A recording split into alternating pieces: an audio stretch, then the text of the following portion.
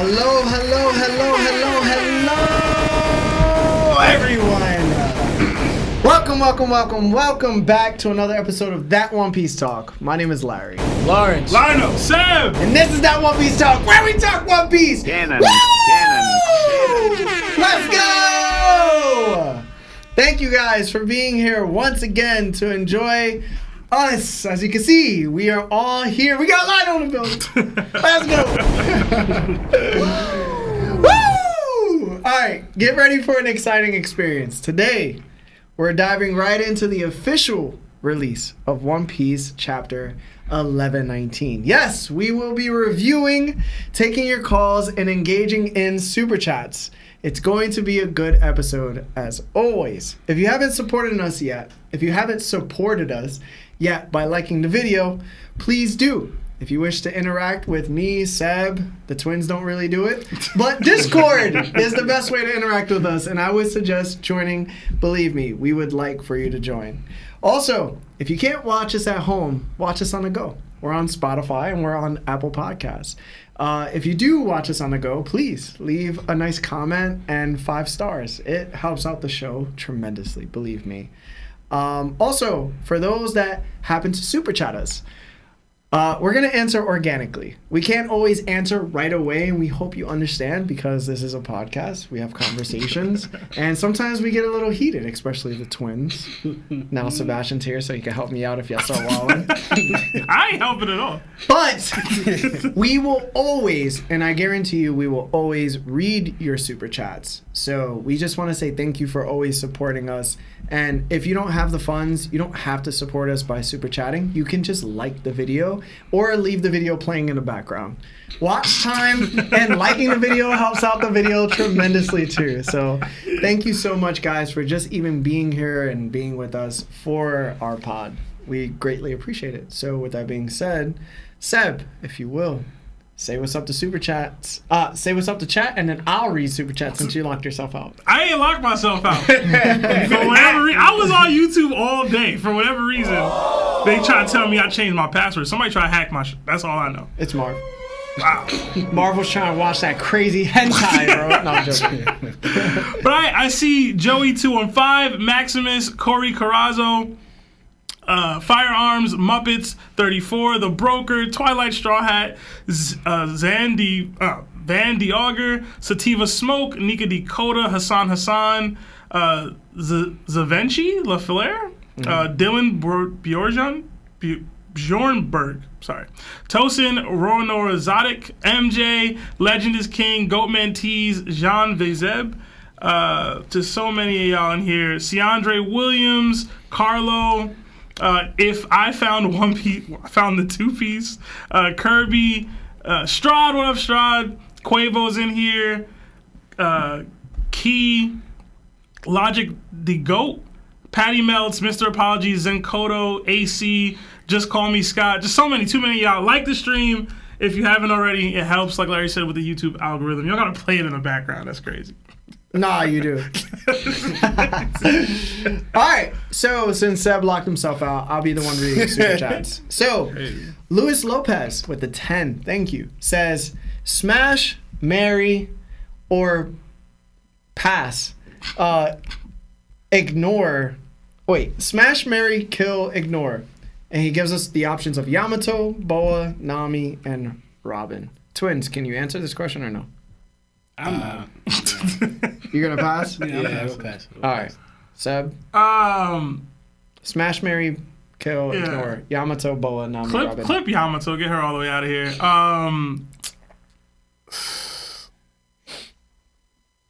I'd say smash, Nami, ignore Boa, and marry Robin.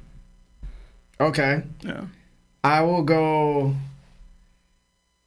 Merc, Nami, marry Robin, smash Boa, ignore Yamato. Okay. I respect it. Yeah. I respect it. Yeah. We kind of had the same list, I think. Yeah. It just different. I feel like things. marrying Robin is the easiest choice. Easiest choice. Yeah, easiest choice. You marry Nami, you going broke. That's all I know, bro. Easy choice. Yamato gonna be using your dude wipes. Not trying to hide that. You know what I'm saying? Listen, man. Yeah, man. Yamato gotta go, bro. She gotta go. Yeah, she's a fine woman, though. Marcus Allen with the 10, and this is his first super chat. So thank you, Marcus. Is it? I feel like we've gotten super chats from Marcus before. Facts. He's probably using a new account. Yeah. Maybe he got locked out too. I'm locked up. Won't let me out. All right. Anyway, he says, I know how y'all feel about Mihawk. Question: when Zoro beats Mihawk, do you think he will be the strongest swordsman? If not, do you think Zoro will be stronger than Shanks, in parentheses, a swordsman, by the show's end? That's actually a good question. Yeah. Zoro stronger than Shanks by the end of the show. See, that goes into hockey and the whole swordsman. Sorry. That goes into hockey and the swordsman thing we've always been talking about. Because, granted, we can't take everything in the manga, what the people say, because they don't fully gauge somebody's strength. Like the person said they said about Mihawk that he has a better swordsmanship than Shanks. How does he know that? That's just him saying it. That's what he thinks, assumes, maybe through Mihawk's title. But was he there when Shanks and Mihawk fought? Does he know how far Mihawk's swordsmanship goes? So he just said it, but is that an actual fact? We don't know.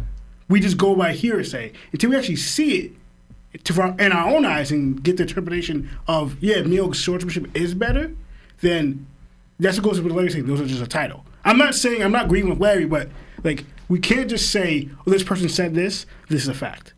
Because we know for a fact when some people say certain things, like for instance what Blackbeard said about Ace, that Ace hasn't been hit in a long time, and pretty much because he's a Logia. Well, we know that's not true because he fought a lot of hockey users. Jinbei, Whitebeard, most likely the Shichibukai. He fought Yamato. Yamato, Vice Admiral. So what did Blackbeard say was true? Not necessarily. To a degree, it's true. But that when you see what Ace fought, no, it's not. So that I'm saying that guy said that Mihawk's swordsmanship is better than Shanks. It's like maybe some to a degree it's true, but again, who's the Yonka now? Who's displaying this all-time powerful hockey, and who's showing that pretty much? Like we always question if Vista was there with Mihawk and Shanks, vice versa. That's not happening, right? Shanks is mostly going to do the same thing we did to Kid. So just like again, off that, does that make Shanks a better swordsman than Mihawk? Because Shanks would have just took out Vista, while Mihawk didn't. Mm-hmm. So that's what I'm saying. Like, to me, it's like I can't just say after Zoro beats Mihawk, Zoro's a better swordsmanship than Shanks. I'm not gonna say that. To me, no, you have to fight that man to beat him. Let's just prove the fact that person's stronger than that person. There's no proven fact that Mihawk's stronger than Shanks. So just because Zoro beat Mihawk, I can't say now Zoro's stronger than Shanks. I'm not gonna say that. Unless we know for a fact that person is stronger than that person. That's what I'm saying. All right. Guys, we're going to end Super Chats and then get into the chapter at 6:15, so 5 more minutes. And then we'll get back to the Super Chats. But did you guys want to respond? Mihawk not stronger than Shanks anyway. So beating Mihawk don't mean nothing as far as Shanks. Yeah. Zoro might be the strongest swordsman, but y'all know me, bro. That's a style of fighting. Shanks got more to him than just that sword, personally. That's how I feel. I will add one thing. So we all know that Mihawk is, even though you guys take it differently, Mihawk is labeled as the most skilled swordsman, right? But you guys put it to the strongest. I believe Zoro will obtain both titles, strongest and most skilled. In a way, like, for example, we all know that, like, Mihawk shows the skill with the sword, but Shanks showing that he outclasses Mihawk in hockey because we haven't really seen much hockey from Mihawk except for blackening his blade, you know? And that's not even confirmed. And yeah, some people even view that's debatable, right? Zoro's kind of show that he's going to be both. He's going to have the swordsmanship and the hockey with it, right? And if you even want to go with Zoro's supposed to, like, for example, be the new Ryuma, so to speak. So it's supposed to be at a higher class. That's going to be stronger than Shanks. I cannot say that. But again, I don't believe Mihawk and Shanks are on the same level. right? Because again, people are going back into their battle. What, like when Shanks was almost a rookie? Like how many years ago was that, right? So they haven't fought each other again in 20 years or something? Maybe a little less than that. But either or, like that's like saying now who rivaled Luffy now compared to Luffy now. Like, right? For example, on Skype, Luffy fought Viper. Skypiea. Luffy fought Viper to like a draw. Are we gonna say, oh, back then, since he fought Viper to a draw, Viper's the same strength as Luffy now? No, we wouldn't even think of that. But y'all doing the same thing with Shanks and Mihawk, right? So obviously that time span difference, and that's only 2 years. Where this has been like how long, right? Where Shanks grew to become a Yonko, and Mihawk kind of stayed with that title if he had it. Stagnated. Yeah, exactly. So right then it kind of shows the evidence of where the growth is. Do I believe that Mihawk can still fight Shanks? 100%. I think there will still be a good fight. But do I think Mihawk can rival Shanks' strength with hockey and all that stuff? I don't. I think it'll be a good fight, but I think Shanks wins every time. So going back to Zoro and everything, I believe that if you want to put it that way, I think Zoro would be around Shanks' strength level. If Luffy's supposed to surpass Shanks, I will put Zoro the same strength as Shanks at the end of the show. Yeah. Yeah. I mean, I don't have anything really to add than what you guys have said, to be honest. So I'll move on. Okay. Y'all already know how I feel. Yeah. All right. Anyway, let's get super chats. My bad, guys. You guys are sending a lot, so thank you so much. We're definitely going to get to all the super chats, guys. Just as soon as we get into the chapter, we'll take a break, get to the super chats, and then go back to the chapter. So the broker with the £5, thank you, broker, says, looks like my Nika equals Jesus and Emu equals Lucifer theory is on point after we saw the name of the Iron Giant. Emet is the Hebrew word for my most faithful. We're going to get into that for sure, into the chapter. So, broker, thank you for bringing that up. I'm really interested in asking the twins a little bit of biblical knowledge this episode, as I always love the opportunity to ask them, to be honest. So I'm excited to get to that part of the chapter. Gavin with the 2, thank you, says, hope y'all day is going good, hitting back plus buy with topped. That sounds crazy. Yeah, what? I mean, if we hitting back, you know what I'm saying? But we hope you have a good workout. Gabe Jury with the 5 says, Oda revealed in the SBS today that Fujitora has a supreme grade blade. What is your guys' thoughts? I know nothing about it. I didn't know the SBS dropped. I didn't know the SBS dropped. If I did, we'd be talking about it. We trash, bro. Who? Fujitora. Fujitora has a supreme grade blade. So what we'll do is I'll just do research and then bring it on the next episode. Yeah. Okay. Yeah, that way we could talk about it. Somebody probably super chat about it. Yeah, Gabe, we're really not One Piece fans, as you can see. I was busy. Yeah. Refrigerant Huffer. Welcome to Shichibukai status on our YouTube membership. For those that don't know, you could become a YouTube member, so thank you.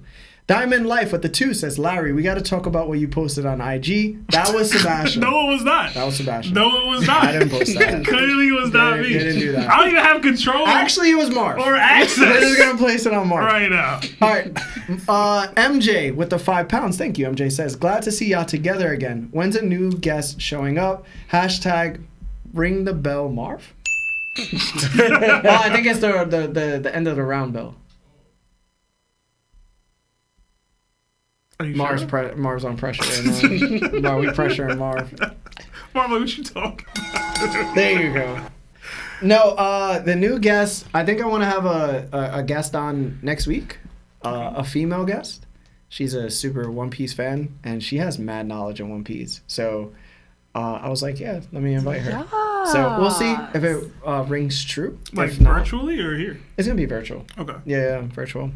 But last super chat before we get into the chapter, and then we'll go back to super chats, okay, guys? So Left Lane John Wayne says, becoming a Yonko for 3 months, so thank you. That's our highest tier membership. Says, hello, Nakama. 2 things. Do you think this was a redeeming chapter for the Iron Giant? Also, after being so underwhelming for so long, have the Giants as a clan finally proven their worth? #size matters. Crazy hashtag.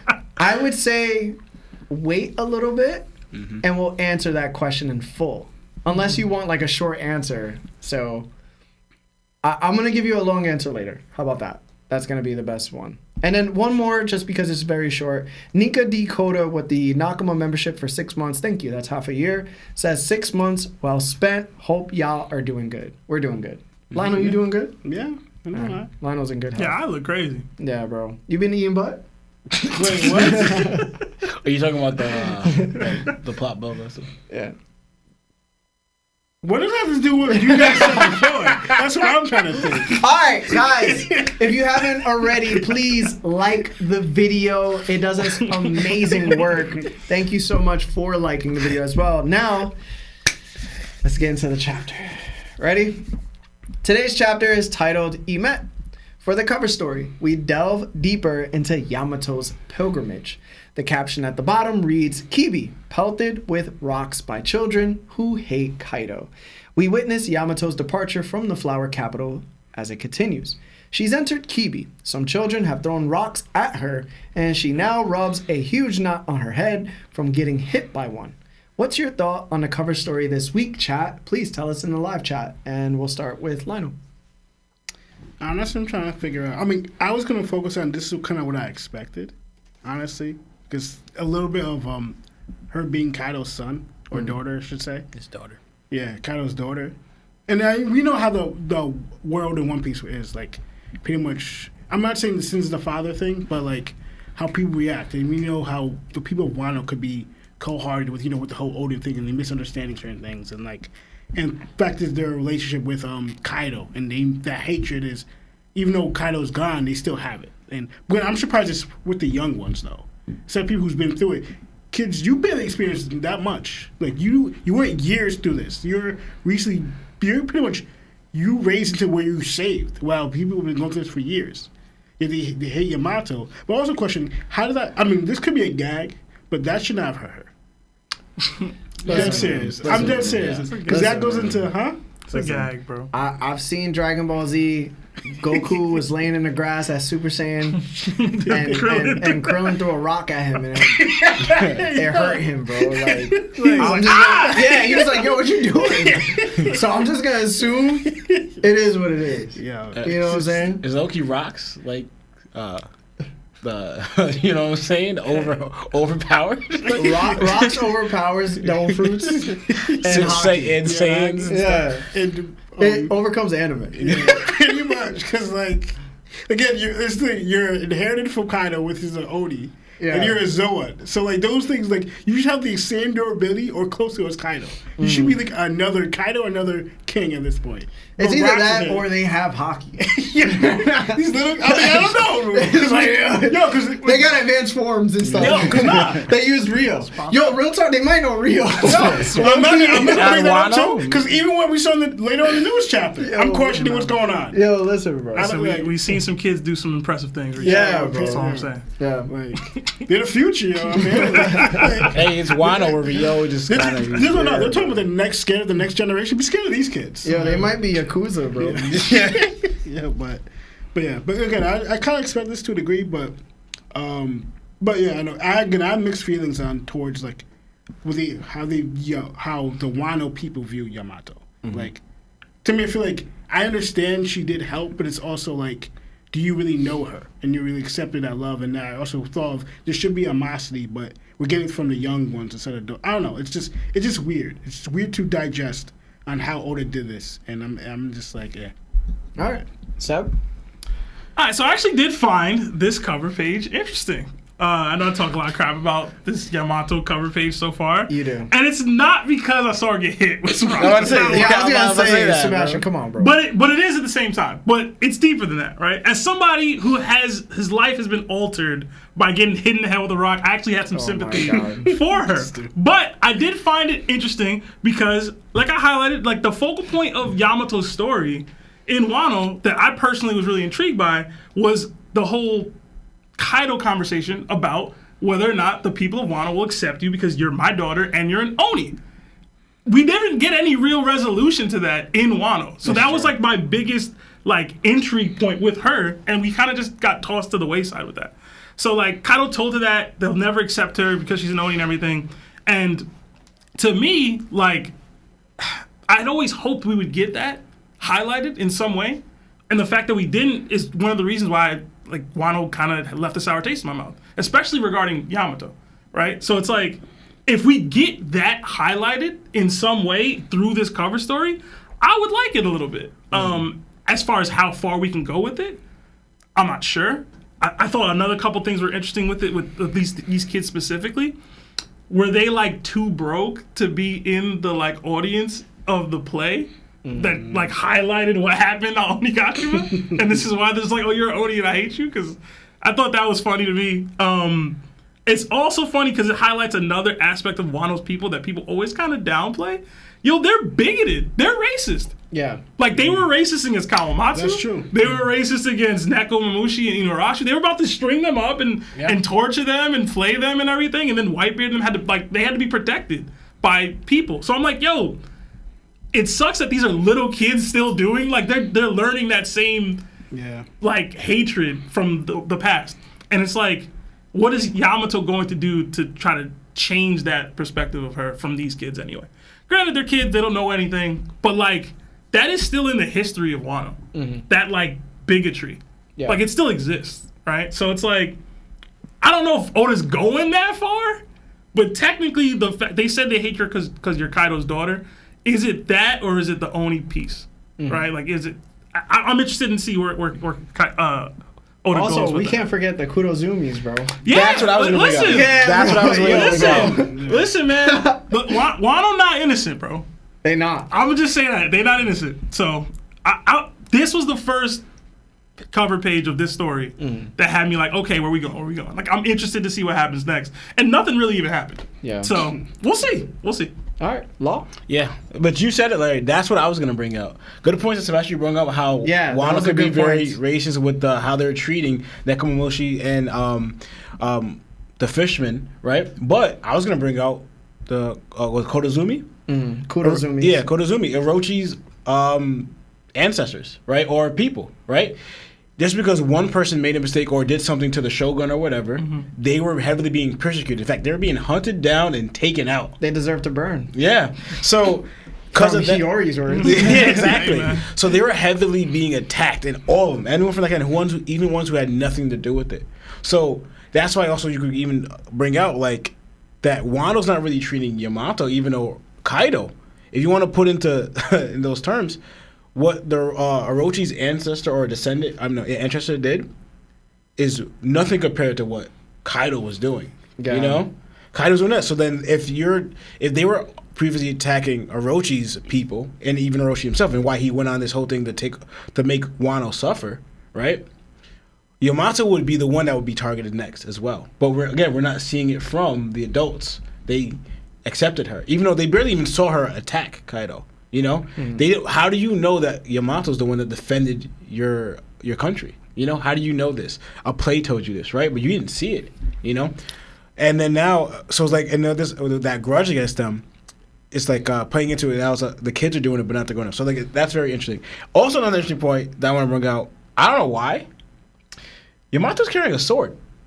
Yeah, I was gonna mention that. Yeah. And if you look at the other previous things, she's not carrying a sword. Yeah, she's not. Where did you get this sword from, and where are you going with this? Because you use that thing on your back. You don't use the base. Is it? It's supposed to be Yasui's sword. Yeah, but yeah. she when Kinemon gave it to her during chapter, I believe 1113 or 1114. She never had it through 1114 to 1118. Yeah. And now 19. So she hasn't had it on her waist for the past 5 chapters. So y'all think this is a different sword? I think this probably is a sword she found in Kibi. Because I thought it was just, I figured it was just Yasui's sword. It could be Yasui's sword because it's the same hilt, but it's a different colored hilt. So the Yasui sword in 1114 or 1113, I forgot which one it was, it has a black hilt, but it's also round the same way she has on her waist. But even when she was leaving the flower capital and eating the bento box that Hiyori and Otama gave her, not Otama, I forgot the other girl's name, but she was leaving, she didn't have any sword on her, and she didn't have a sword sticking out of her bag. So it really might just be Oda just messed up, that's what I would go with. She had it like and her butt crack, bro, like the whole time walking. I'm So I don't know where was it. Oh, to be slipping, bro. I think it's him slipping, but Yeah. I do get it. Yeah. Yeah. I was gonna mention that. Okay. Yeah. So just to sum up what I was saying, and to me, the fact that if it is a new sword, I think it could be an extra sword because what you said last thing about the swords and everything, introducing new swords from Wano especially, I think will be interesting. Yeah. You know, especially too like just picturing it. She does go to the Straw Hats with a new sword, right? Zoro's response to that, because she's not gonna wield it. Why would she? She has her mace or whatever, right? But going into like just to sum up whatever, like you said, Wano's nature of how they deal with situations or people is it's their history. It's kind of part of who they are. It's a little problematic. Yeah. So we haven't seen it yet. We wonder how it's gonna affect with Yamato's situation. But yeah, because also too, it could even add to if Blackbeard does show up, this could be a way where she really earns Their respect. their love and respect, because she's now the guardian because she protected them. Instead of just like, oh yeah, we didn't see you do anything, but we heard that you did. Cool. Even though their history of targeting people of a different or whatever.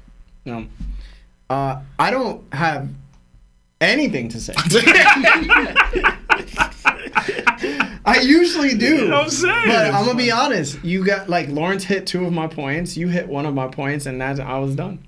I found honestly to be the worst cover story in a while for me. The other week I was like, yo, it could be crazy. This week I'm going back to my god. So this chapter We're going over this cover story and then nothing's happening. Pulled all that out of me, Lawrence, and Lionel, and you who be pulling the most ridiculous theories. Yep. You got nothing. Nothing. Okay. Yeah.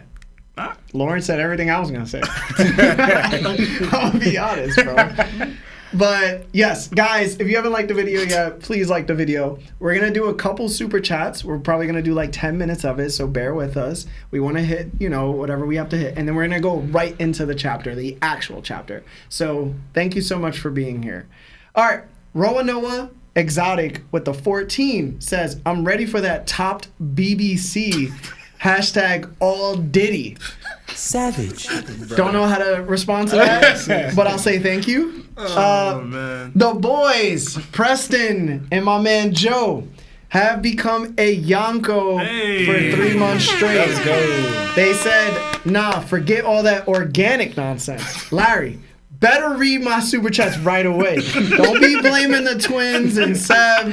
Don't big time us, Mr. Worldwide. This is Joe who wrote this. I know it is. I know it's Joe who wrote this, bro. Yo, Joe, come here and give me a hug, bro. Let me jump on your back. Omar Lucatero with the 5 says, get ready to get topped off by our favorite podcasters. Okay. Who started this? Who started this run, We bro? really should have thought of the name more or at least the acronym. Dude, people will find anyone that makes something wild or Crazy. All right. Digital Kev with the 2 says, can current Jinbei be full health Dofi? No. No. In my opinion, no. I don't think so. I'm glad we all agree. That's kind I of feel crazy. like that's the first time in a while. Yeah. You know what? No, we agreed on something else last time. Pretty Was I recently. here? Yeah. I think we all forgot. agree on the whole Mihawk Shanks thing. No, but that that's doesn't like a count. consistent. Yeah, that's we always agree on that. But there was something else. All right, never mind. No, All I right. agree with Larry. There is something else. I don't remember. That. Yeah, there is You something else that I agreeing on remember. us agreeing? You know what? I disagree with you. Life with Anime Podcast again with the 10 says, love y'all boys, hope you good, ready to box Oda. I'm tired of all of these dang cliffhangers. Also, Larry, back me up on the Zoro beats Sanji versus Robin Preston. #Seb be wallin'. #Larry straight wallin'. #twins be chillin'. They don't. They were just wallin' out, Joe. Oh man. What can I say about the Zoro beats Sanji thing, bro? He's, you know what?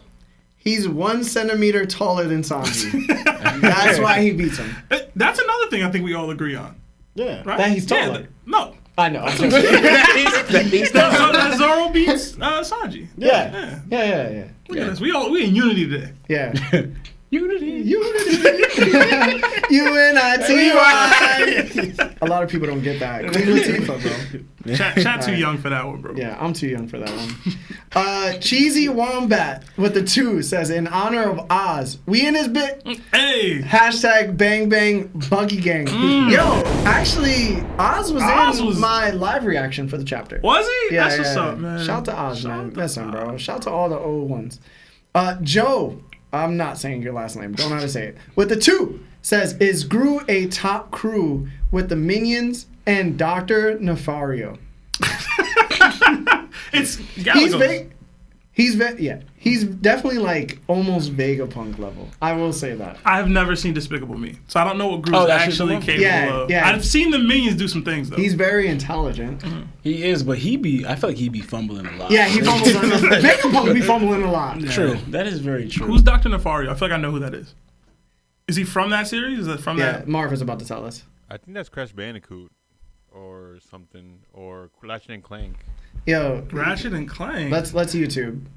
You didn't type Google on Google. Did I? No, I to didn't. get to Google. Like, you just Googled-ception. Yo, bro. it's I'm so confused. This isn't the setup I'm used to, bro. Okay, bro. Yeah. No, do your thing, bro. He said Google on Google, and it brought him to Google.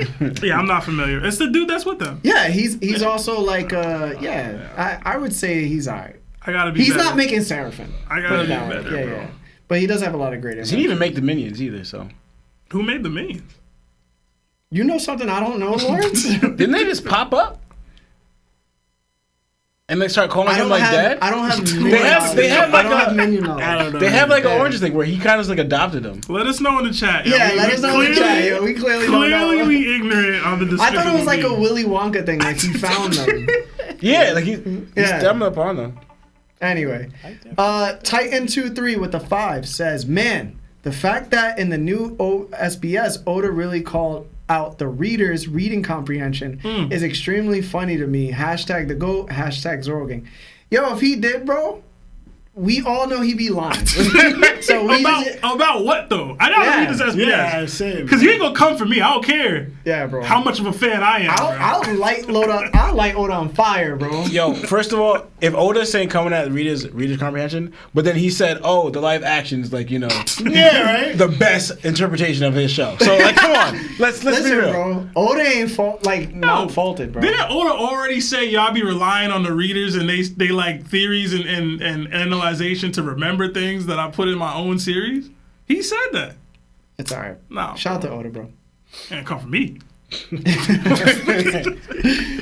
Ass Ketchup with the $10. Guys, we got 4 more minutes until we jump back into the chapter, alright? He says, if the captains from each pirate crew in the One Piece were removed, which crew will still be thriving without their captain? That is a very good question. The only one I can think of, no. I'd like to say most of the crews that have like a secondary conqueror on them, at least. Or at least a united goal that isn't directly tied to their captain, right? The Big Mom Pirates. Big Mom I was- Pirates is like the number one option for me. Yeah. I was going to say Cat and the Big Mom Pirates. Yeah. I was going to say that. Because they're an actual family. And also, her crew is crazy good. Yeah. Like, her crew is really good. The only other people we could probably say would be Ben Beckman. But we don't know how he operates. We don't know anything really about him. I mean, we could probably also say Buggy's crew with Mihawk You taking him can out. totally remove Yeah. Buggy and you be fine. But we also don't know where Oh. Mihawk is at. Yeah. So that's very unfortunate because we would, if there was more evidence, we'd be like, for It sure. would just be Baroque him. works. Like how far are we saying that is? Yeah. You know what Yeah. I'm saying? Like I don't know.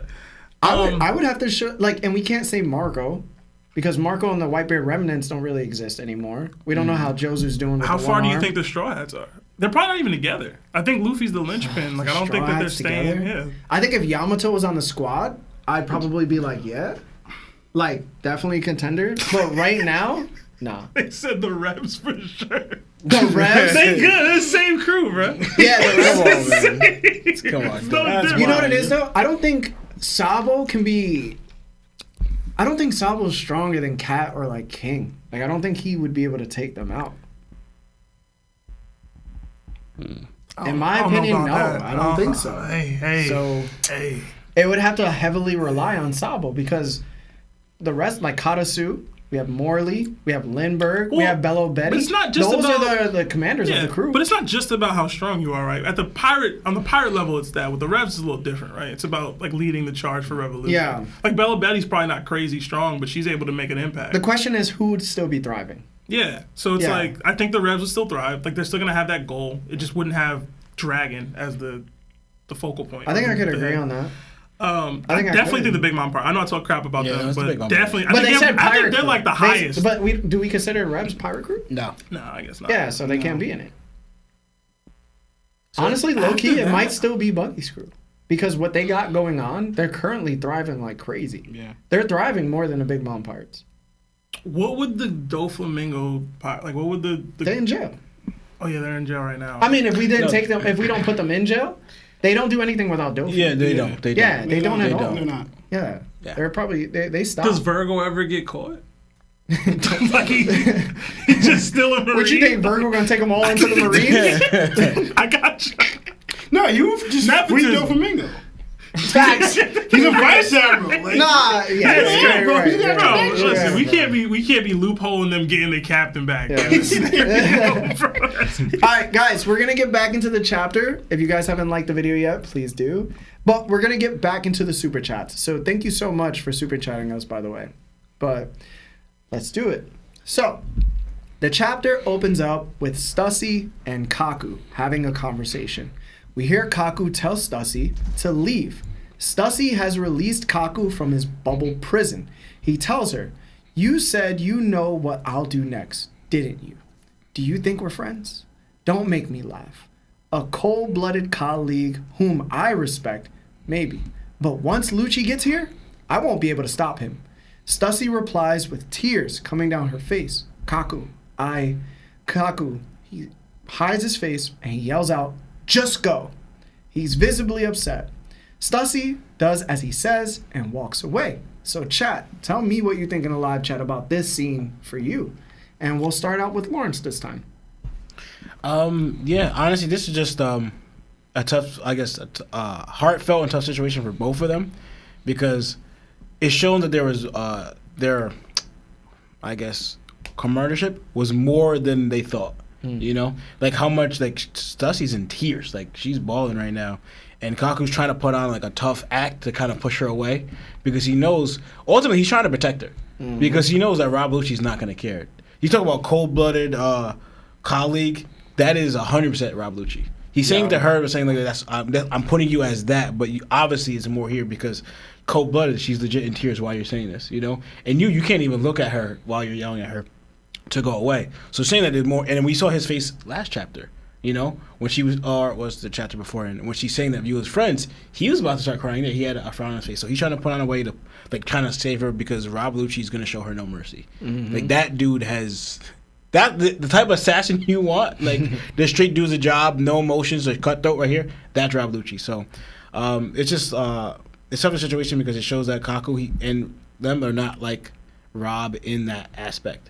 But they actually care more for the colleagues. Even Rob shows he cares more for Kaku, but I feel like it's more like he's a good partner, not more like, oh, that's my friend. Yeah. You know? But they two form more of a friendship where they actually have feelings towards each other and to protect and save each other, you know? All right. Finished? Yeah. All right. Seb?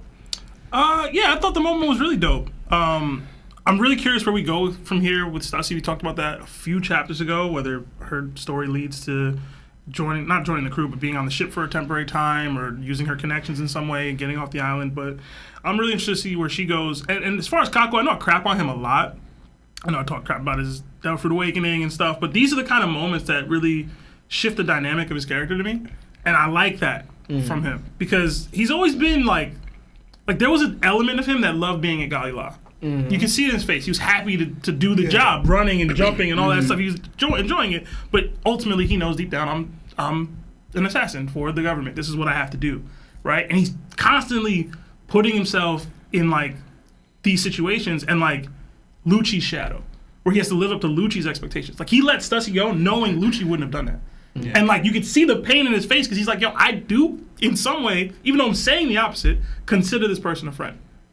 And I know that my boss, my partner, wouldn't allow that.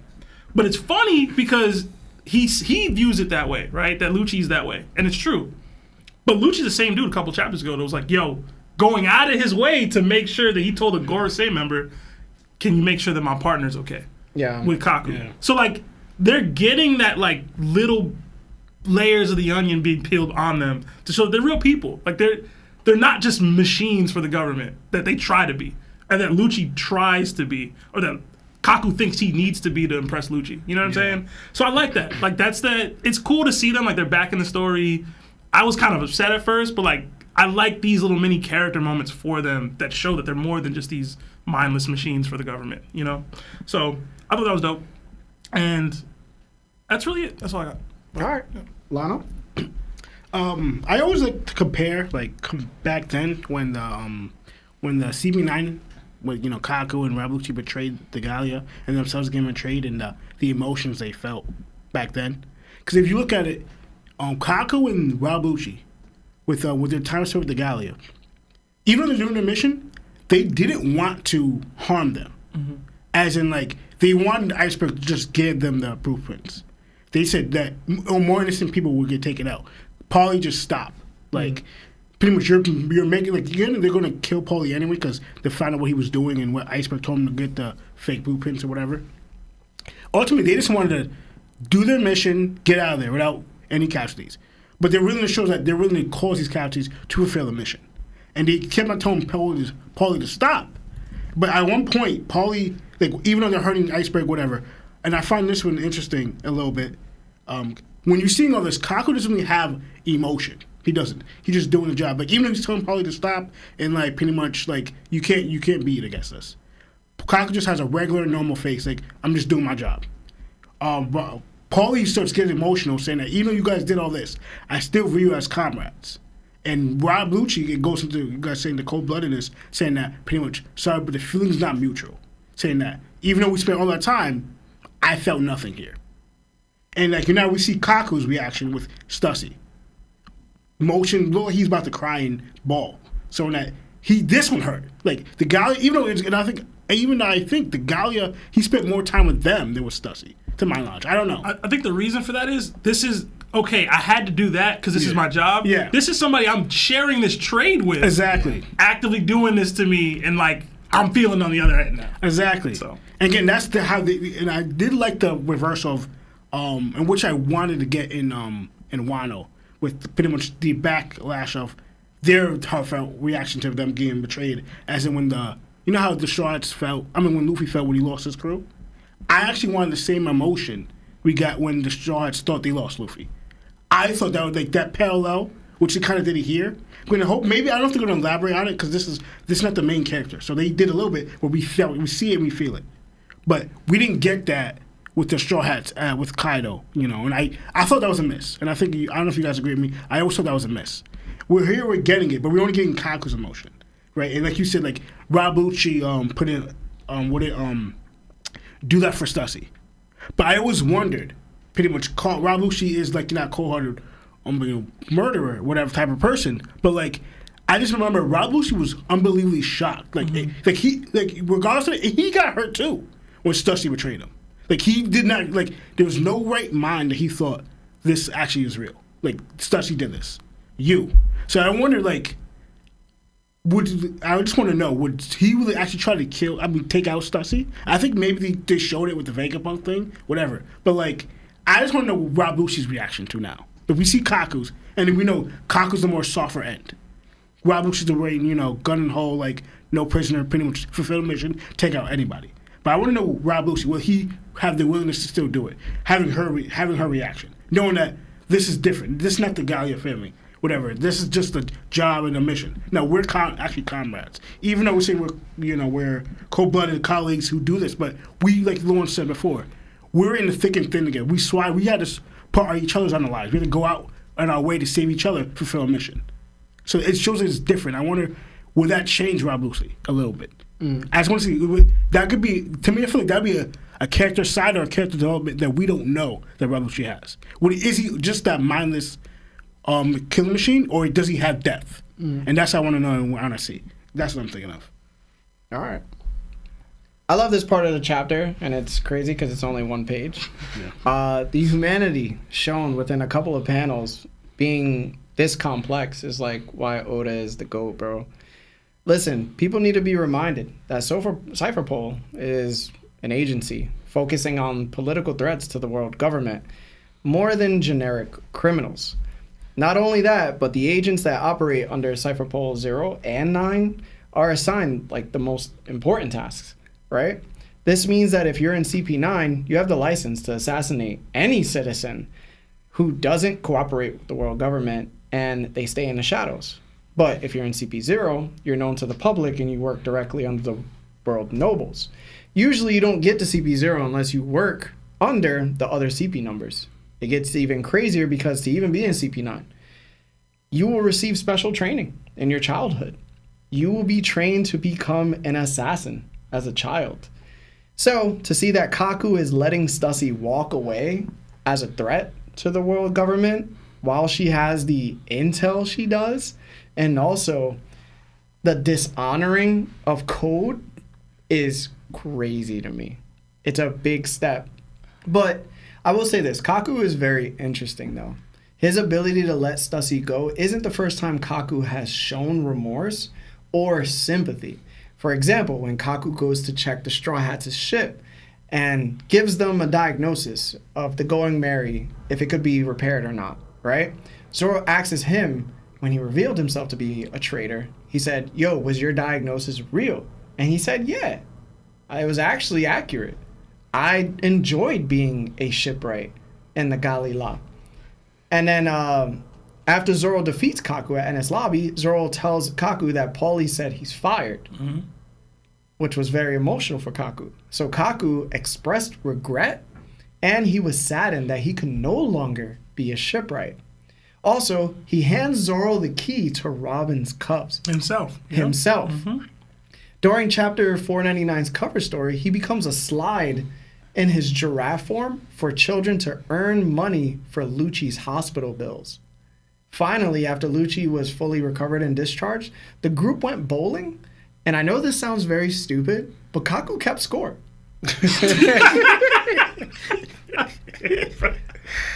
So I know it doesn't seem like anything, but anybody that's willing to participate in a group activity like that and have that much investment, Oh my god. obviously cares about the group he's in. Yeah. He values them. Yeah. Right? And it sounds funny, but it's true. He kept scoring. No, the details matter. It shows Yeah, that he, details. yeah, he shows Bro. that he cares. Yeah. I think that this chapter just showed Kaku's nature and proved he's not just an assassin like he was brought up to be, but he's a man looking for a people to belong to, and he wants to love. He's not like Lucci. Yeah. So to me, I really, really enjoyed this page. So that's all I'll say for now. But yeah, guys, we're gonna hop into super chats really quick. We're gonna do like a couple. I got a quick question, real quick for you. Yeah. Yo, y'all ship them, bro? Who? Kaku and Stussy. You think he's like? I ship me and Stussy.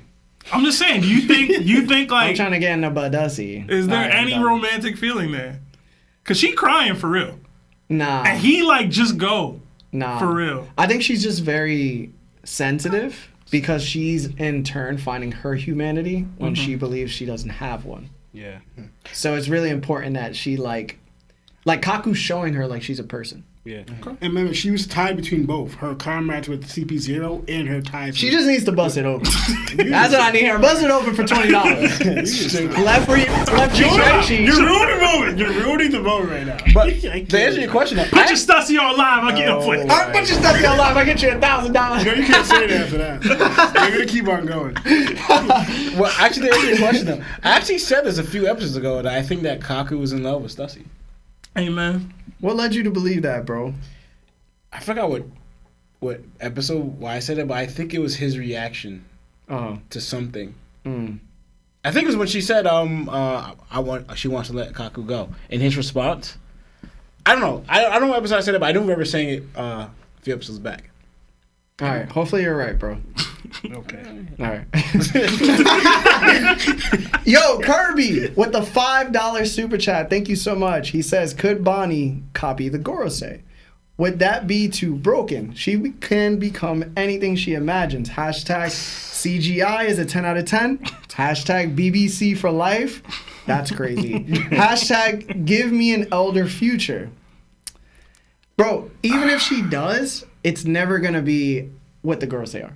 Yeah. Like, this chapter clearly proves it, and we're going to get into it. So, y'all got to stop expecting so much from Bonnie, bro. Like, y'all really do, bro. I feel like it would be against everything that she believes in to do that. Yeah. To be like, let me get this future of these people I hate. Listen, bro, I'm taking whatever it takes to win, I'm doing it, bro. All right? Pause. Julio Garcia with the 10, and it's his first super chat, so thank you, Julio. Says, can it be possible unlocking your devil fruit means you accomplish your absolute freedom using devil fruits? And when it's black or white, it just means that's how your soul is dark or light. It's very interesting because Lawrence brought up the same theory, and I brought up the dark and light theory. So, you guys had any questions? I'm trying to see Dark Luffy, bro. I'm trying to see Dark Hado, like Nika, bro. The Dark Hado. The Dark Nika. You feel me? He gonna be playing Not Like Us by Kendrick for sure, bro. With it, bro. But he gonna be saying it to the Gorosei members. All right, good answer, guys. I don't know what y'all talking about. She don't be here. Yeah, you gotta stop. Bro. Stop coming at Lionel, bro. What's wrong with you? My bad. Anyway, thank you for the super chat. But yeah, Lawrence has spoken about the devil fruit freedom aspect, it being its absolute freedom state, which someone can become. And I've spoken about you either having like the dark Hado or the light Hado. Yeah. No. We'll just leave it as that. Yeah. But That's a good I get it. No, it's not.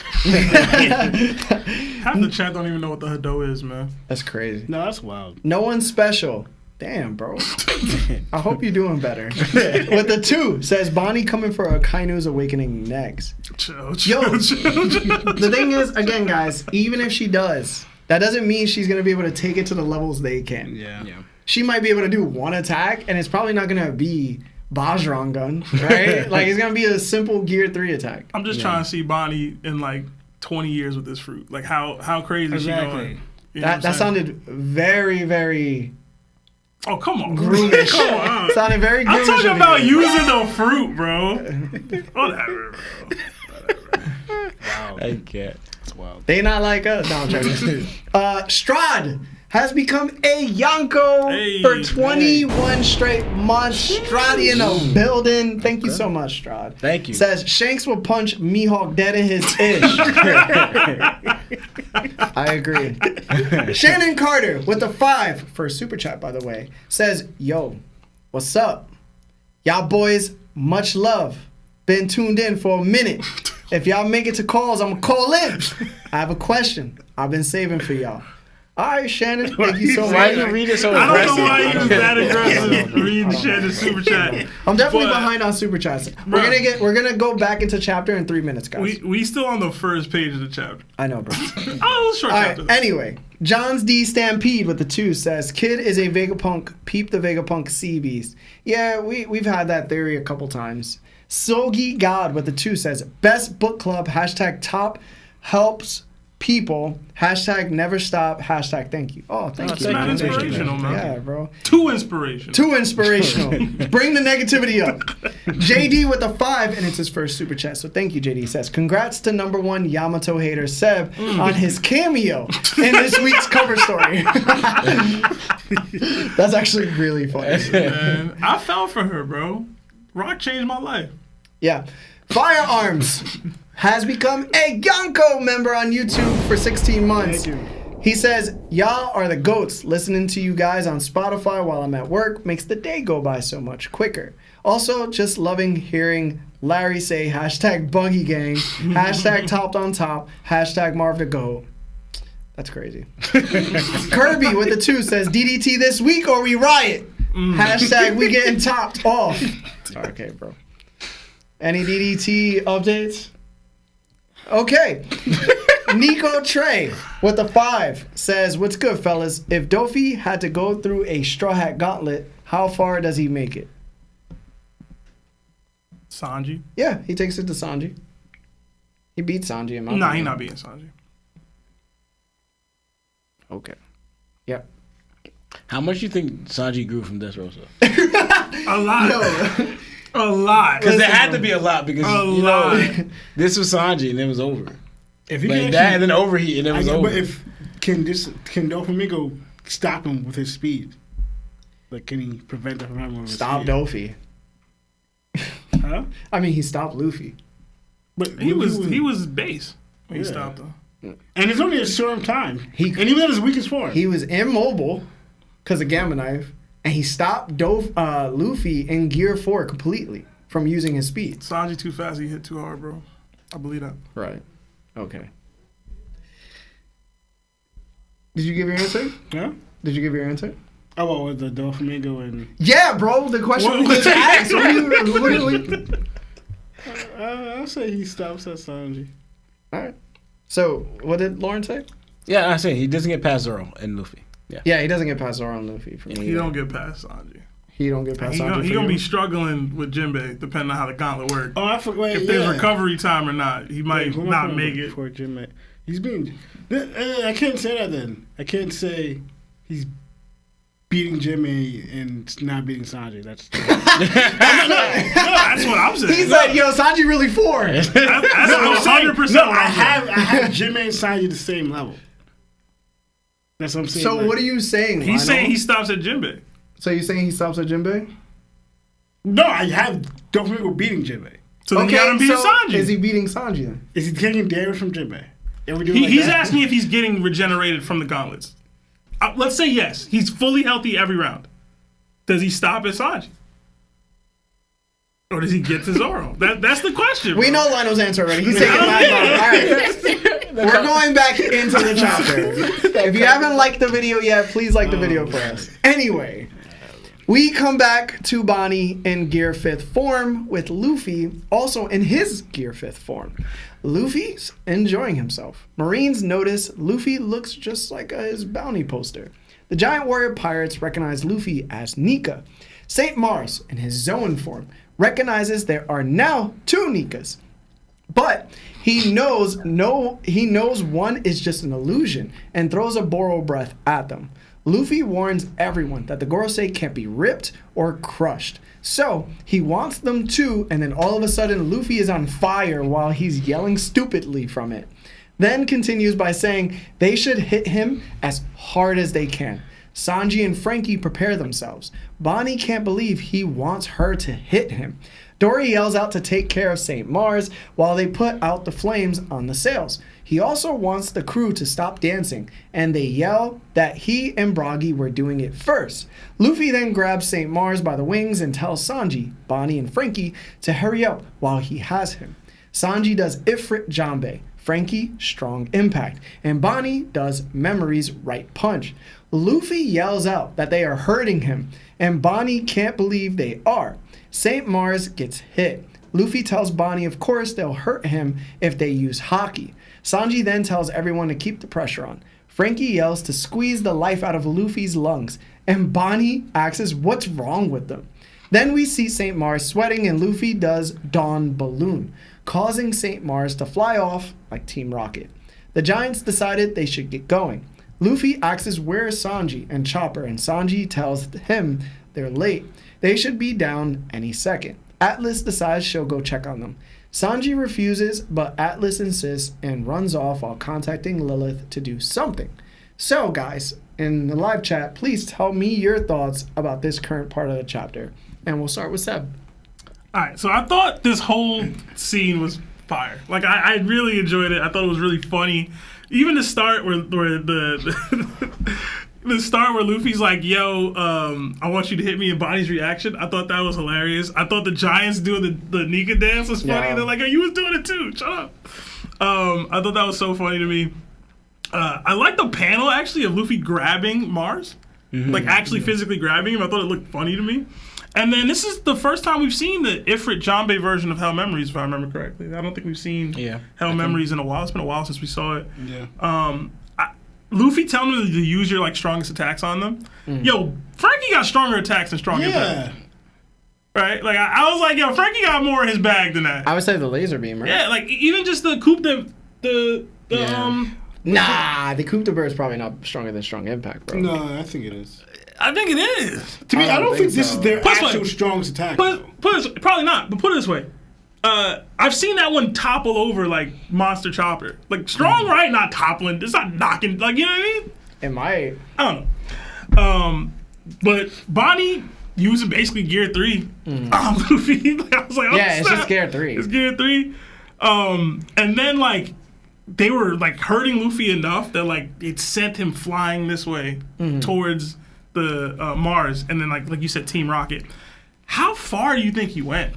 Because that's where I was like, yo, like, Bro. he's gone. Like, he's not coming back probably for the rest of the arc.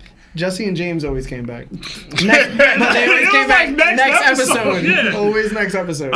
It's funny to see Oda go back into the actual like cartoonish effects of what Gear 5th can allow you to do. I got big next Nakama vibes from this. I did. Like, I don't know if y'all did or not. It's a team attack. I think it's because of what Sanji said. Yeah, I think He said it's captain's orders specifically to Bonnie. So like, obviously Luffy seems to already have this connection with Bonnie where he's relying on her in this way. If we're seeing the rest of the crew start to have that same like, hey, we're telling her what to do in this light because they realize she's younger or whatever. Like, I don't know. I'm starting to really see the next Nakama here. Yeah. And I know we've talked about it a few times, and I know I'm a proponent of it, but I like it. I do. I like the development, and I like other people in the crew. Like I know I'm a huge Sanji guy, Sanji fan. Like, yo, it's captain's orders. Like, Luffy says to do something, we doing it. So I like that. Beyond that, dang, I had something. I forgot what it was. I'm sorry, bro. Take your time, bro. No, I'll just drop. All right. Law. Just to reiterate on what Sebastian was saying, I agree because remember I said it like last chapter. As soon as I saw Bonnie, because honestly before that, I was kind of like, nah, I don't see her as that's Nakama. Until I saw her go into this what I've been calling it most free state or her own Nika form in a way. As soon as I saw that, I was like, oh yeah, she's joining. You know? And then now Sebastian's saying here, you're seeing this situation here, what's happening here. It's more kind of feeling like that. Because I even mentioned, Sebastian mentioned the connection that Bonnie and Luffy's having. It's to me, it's different way with Momo, what Luffy also had with Momo, right? Because it's more like Luffy was trying to make Momo grow into the person that he could be, like to the leader or whatever he could. This one is different because also when we know is kind of Luffy is in a way Bonnie's dream, you know, Nika, find Nika, whatever, right? But not only you found Nika, you're able to go to sea with him, travel with him, you know, and obviously your dad plays a part. So it all depends on too, like because I don't see Kuma with them, you know, joining the crew. It'll just be Bonnie. So this it might even put the wraps on Kuma's story. It's as sad as it is. This is how it ends for him, but she finds in a way.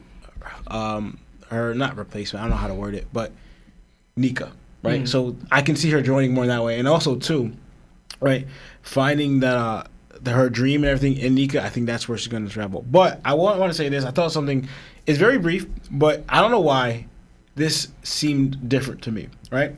Luffy in Gear 5th form, right? But his response to Bonnie's most free state is like, now I'm having fun, right? For some reason, it made me think, like, I wonder if this has anything to do with Luffy's dream at all, right?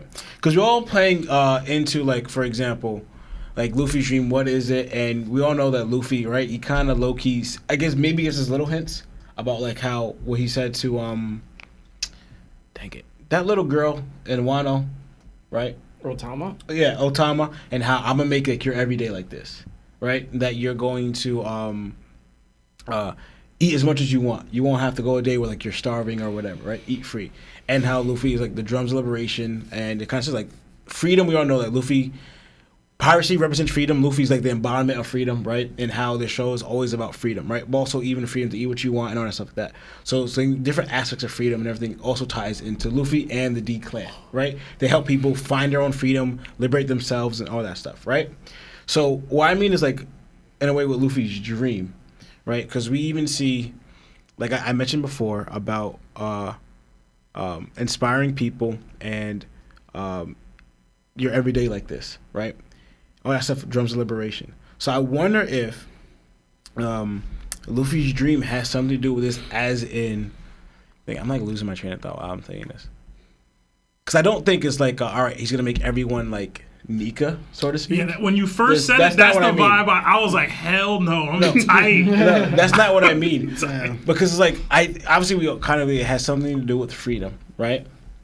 And because also too, the part where you even mentioned, like, we can think of like, you thought it's going to be a giant banquet, right? He loves having a party and everything like that. Which I was like, no, that's a little too like.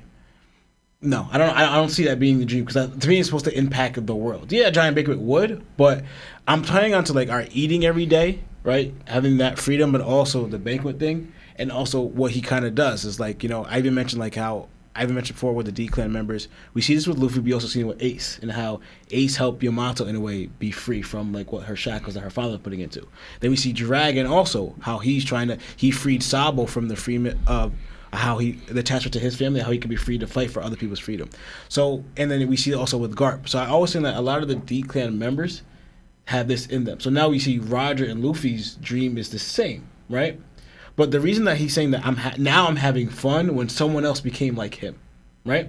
So it's like it's like, on a way, the D Clan members are trying to make people free in a way like they're free, or the way they seek freedom.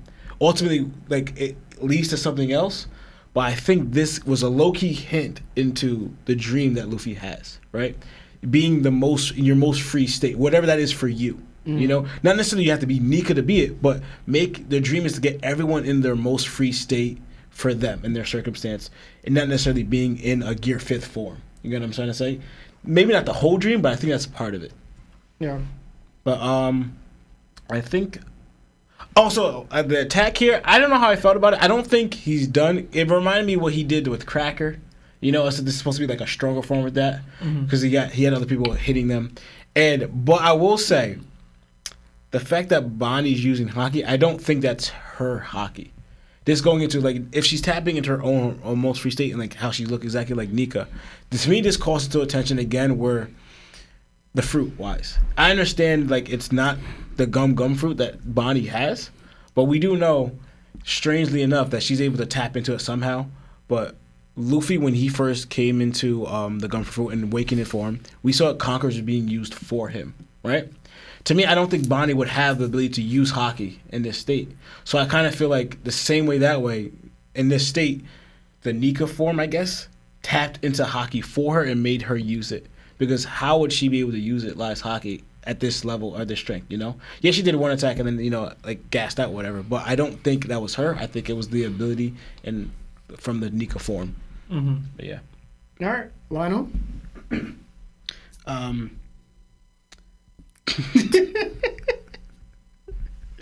Okay, I thought the combined attack was cool.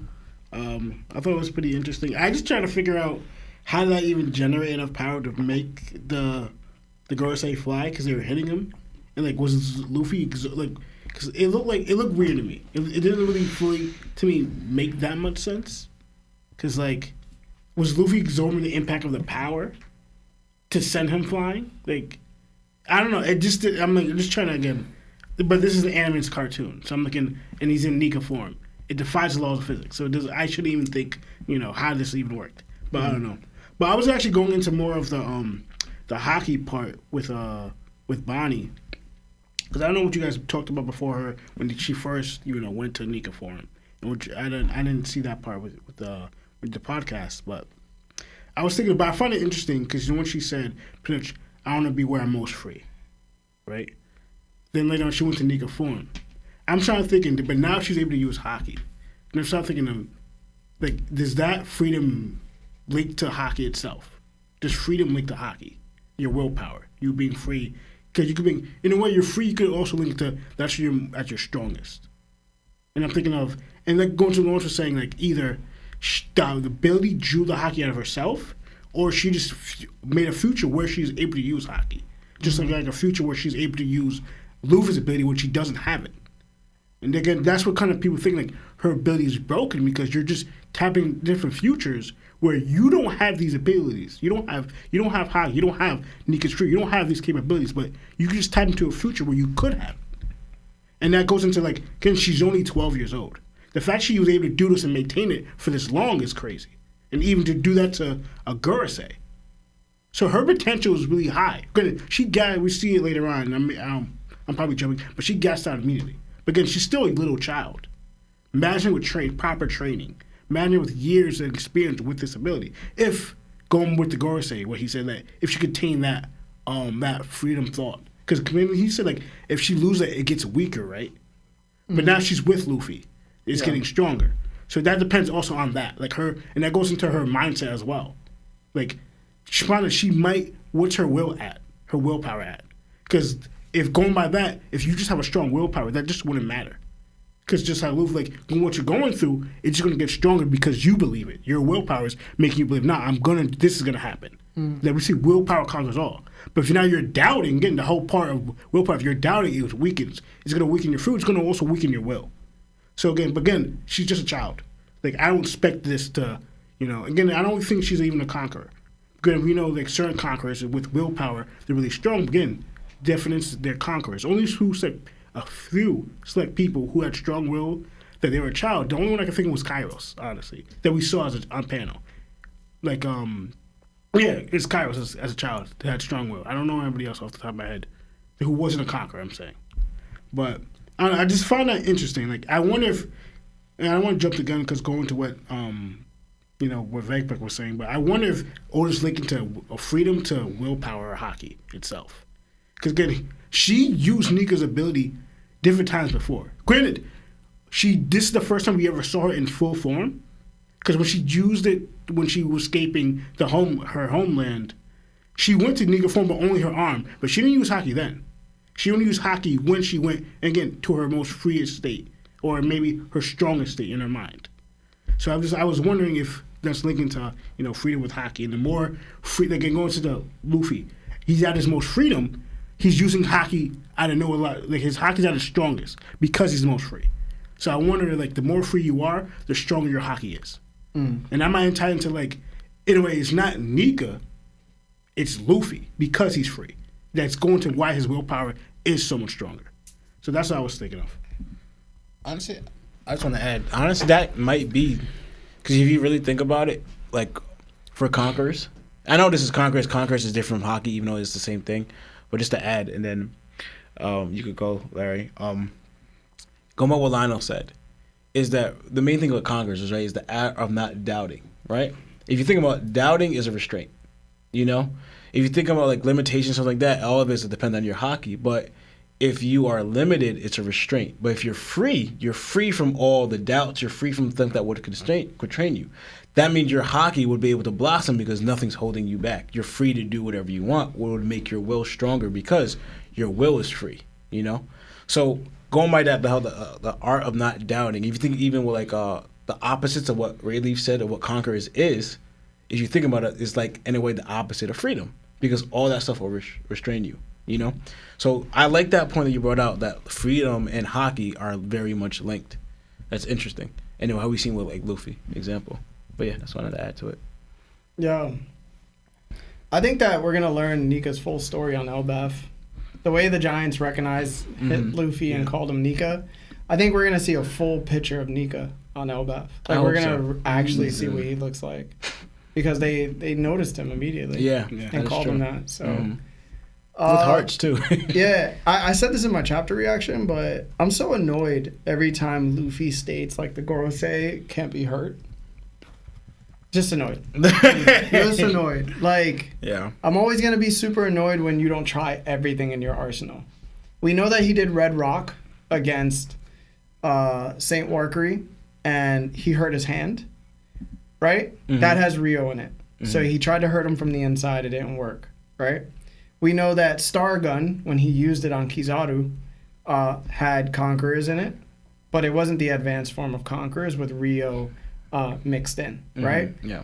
If so, then he wouldn't be touching these individuals, right? Yeah. He also hit Sangoku again in Gear 5, and he hurt his hand again. You can't hurt your hand if you're not touching somebody. Yeah. So you need to mix Rio, and you need to mix Conqueror's Haki together to create the advanced form that even Law said, yo, my man ain't touching Kaido, but he boxing him, bro. Luffy ain't boxing at his pinnacle, at his peak. And I hate when he goes, yo, I can't do nothing about this. So we resort to like gags, like Bonnie, Sanji, and Frankie having to punch him so he could send dude flying. Yeah. And it's like, yo, I seen you do Bajrangan. And you weren't touching Kaido during Bajrangan. Why? Because you were using Conqueror's advanced form with Rio attached to it. So for me, it's like, I need Luffy. I understand Oda wants to portray the story as he's going to portray it. And the story has been amazing. It's been 10 out of 10 on ACAD.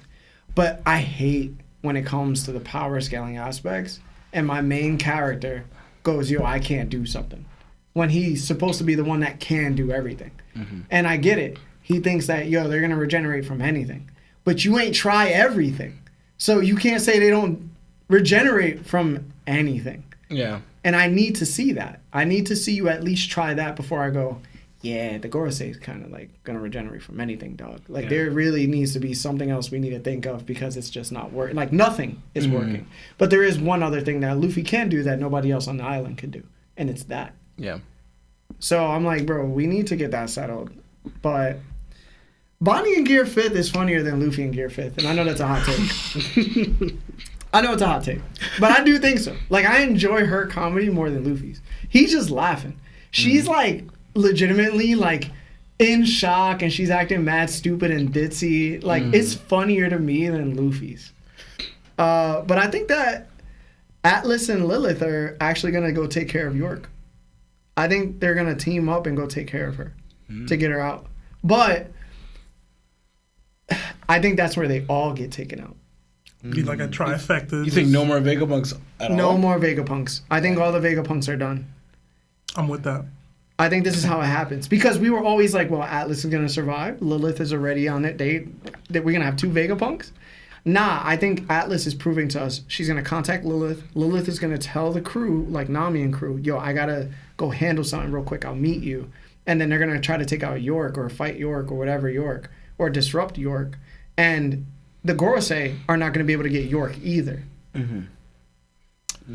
See, I had a similar idea. It was that Stussy would take out York.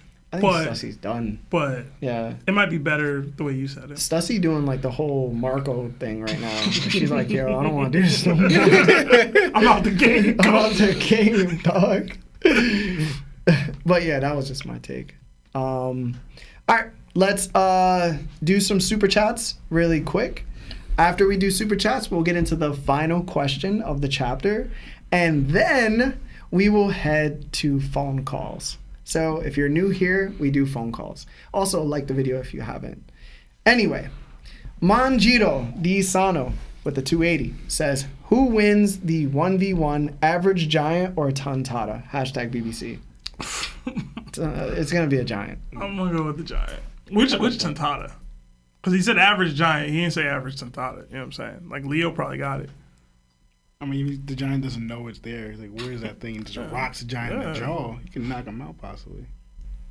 But I got the giant, though. I do got I'm going to go giant. But I want to go Tantata, bro. Decided. If we go with the strongest Tantata versus just an average giant, I think it's supposed to be average on both ends. Oh, then yeah. If it's average on both ends, I'll go giant. Yeah. Yeah, I'm going giant. All right, SogeGawd with the 5 says, whoa, y'all all here? I got a Naruto-shaped bone to pick with Seb. A Naruto-shaped bone? Oh. What's up? All right, anyway, Diamond Life. That was it. Diamond Life with the 5 says, reason why Lionel wears shades because he really the Pokemon Ditto and has to hide his eyes to fool us. If you've seen the LA Pokemon movie, you'll get it. Just to let you know, that's not Lionel. But I get it. I've done it for years. It's in your ditto, bro. The broker that is. with the 5. You got to show him a picture. Am I the only one who saw that the Iron Giant's arm is built like a spring to mimic the way Joy Boy would have fought? Wish me luck with a call tonight. Good luck, Broker. Also, we'll get into the giant aspects of it, but you are on to something. JL with the 20 says, funds for Seb's BBL. Also, twins. Yeah, I gotta get a spray bottle to keep Larry and Seb from walling out. Hashtag caked up Marv. Hashtag baldy Larry and hashtag oiled up Sebby Webby. The Sebby Webby is probably the worst one. Yeah, me and Marv are kind of chilling. Sebby Webby, come on, man. Kirby with the 5 says, pick one item before setting sail to the Grand Line. A Conqueror Yonko Commander, 1, a Glock with a Sea Stone bullet, or ship coding post-time skip. Will any Straw Hats inherit the D? There's like 20 million things you just said, bro. Yeah. What? Kirby, I'm going to answer all of us and just say inherit the D. All right? Give me the Sea Stone Glock, you know? Diamond Life with the $2 says, I meant to put Lawrence instead of Lino. I do the same thing.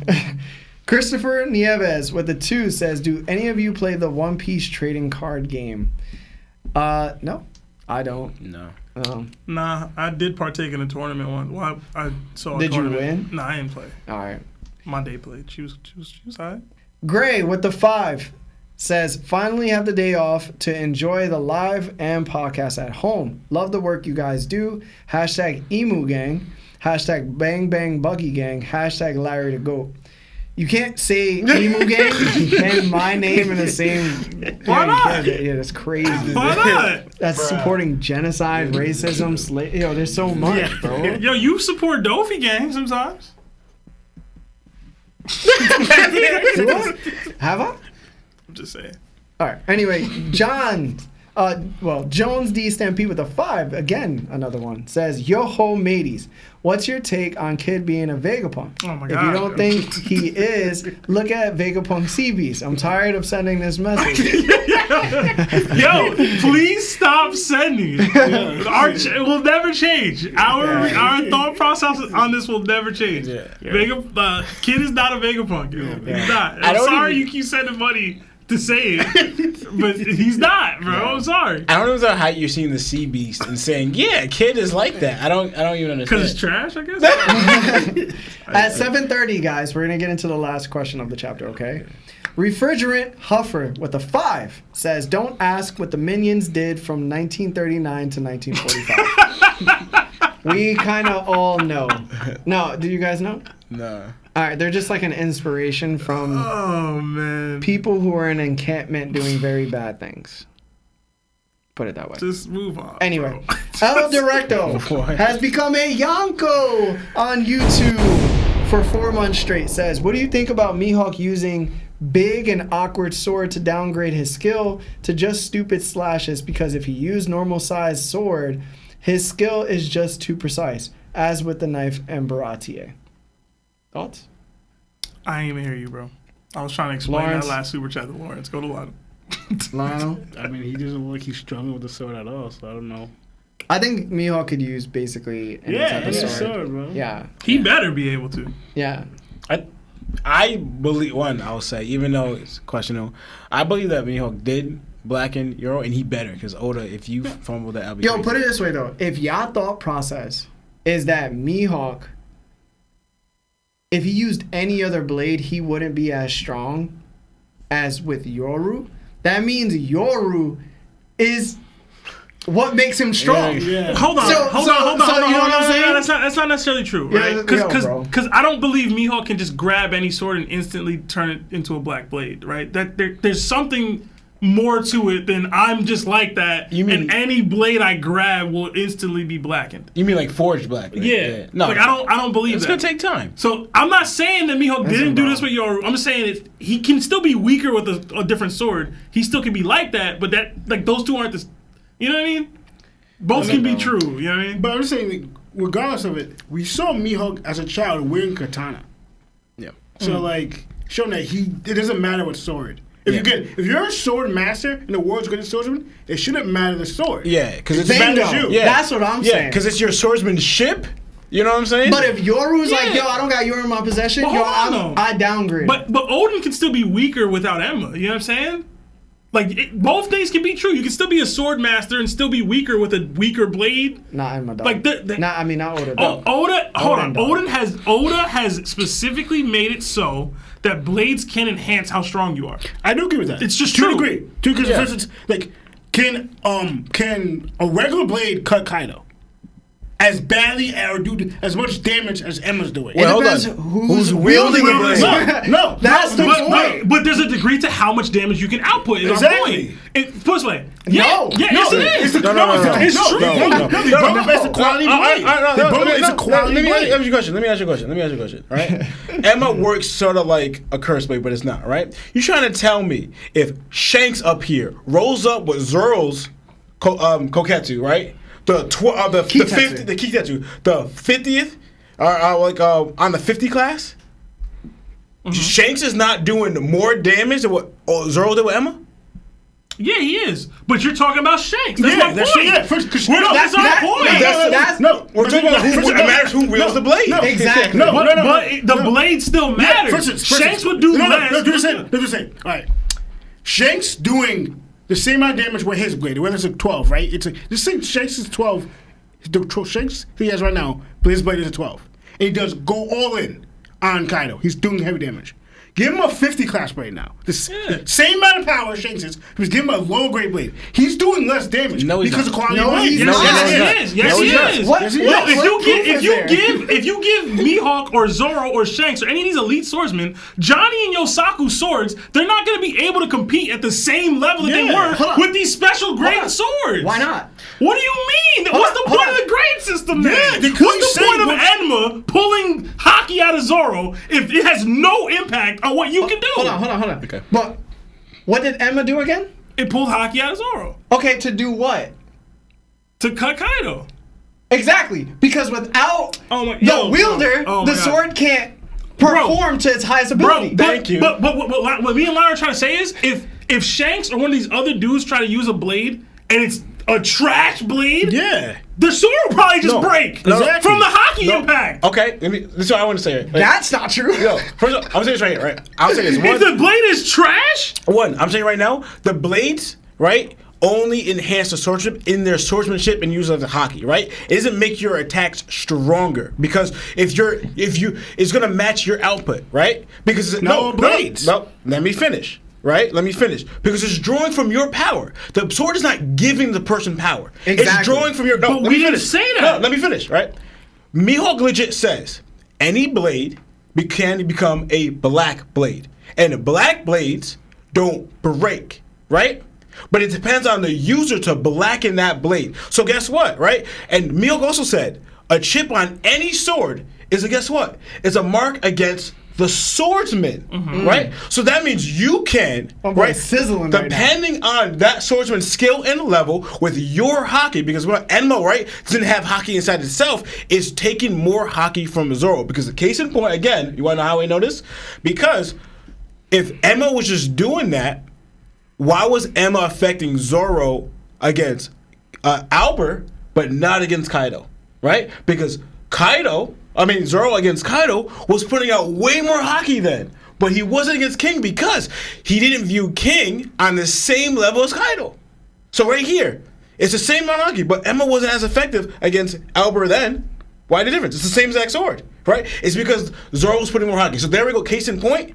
It's all about the person's uses of hockey and how much he's putting it into the blade itself. but we're guess not what? saying that's not the case. But and also, guess what? When you bring a sword to a higher class, how does that happen? Through the wielder making it so.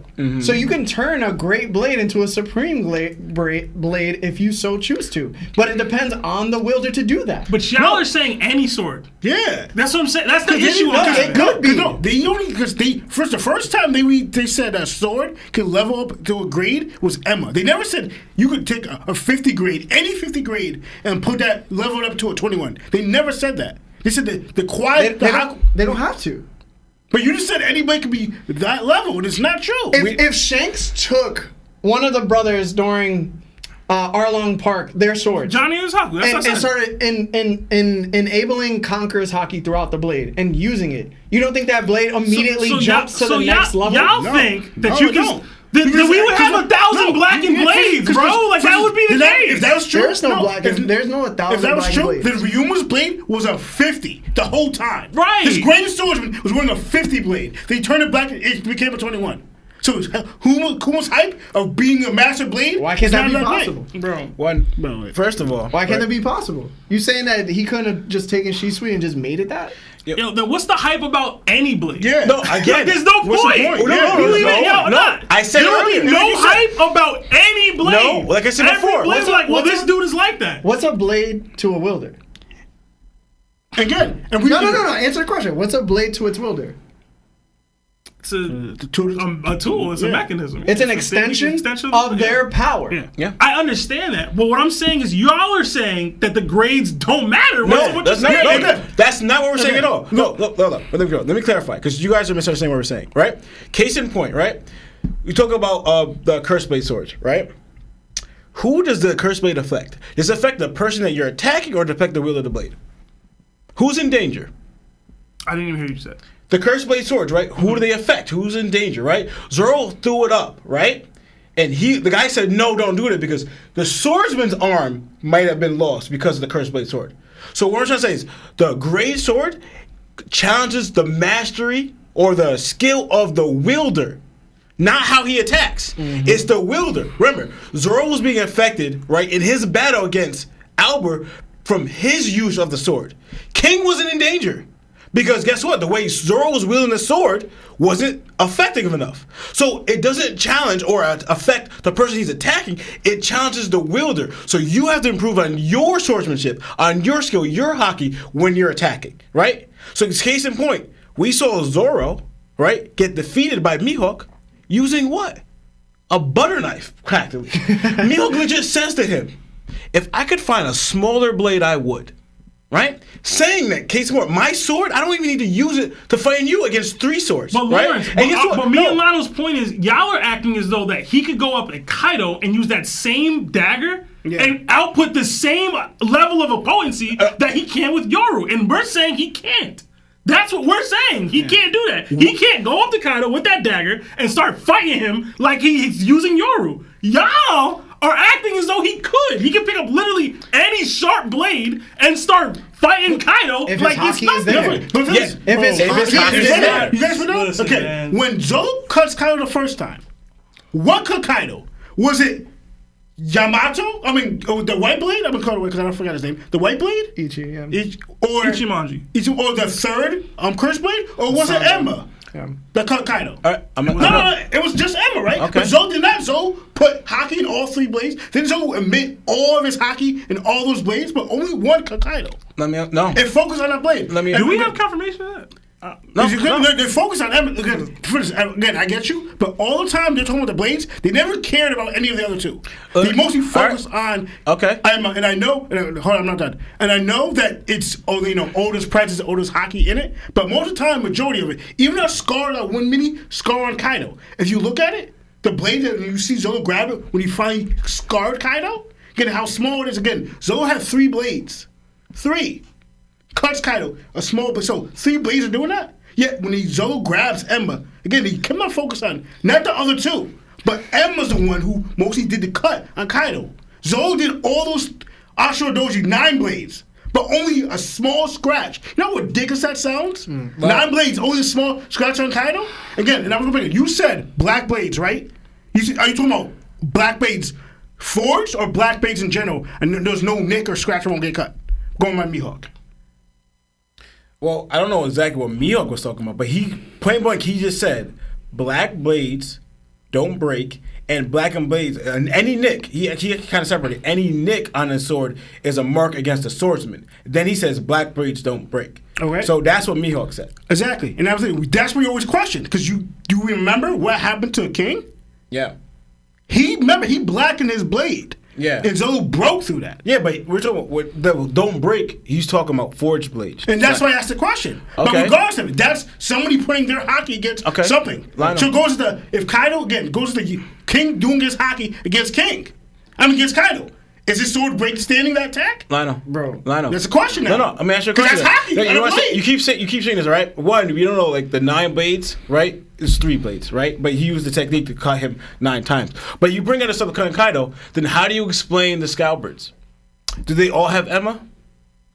They were cutting Kaido. We saw They didn't blood. scar him though. Okay then, yeah, right. But guess what? Kaido has a scar from Odin, right? Mm-hmm. Did he cut Kaido twice with Emma? Because Odin also has another sword that's not Emma. That's not doing the same exact thing that Emma's doing. Well, hold on but now. Guess what? Yeah. Both blades cut Kaido though. Yeah. Yeah. Okay then. So you're trying to say, right, that you need a blade like Emma to cut Kaido? No, we didn't. No, I did not. No, we No, I did not. didn't. No, He didn't say that. I didn't say that. No, okay, no. Did not say that. Exactly, right?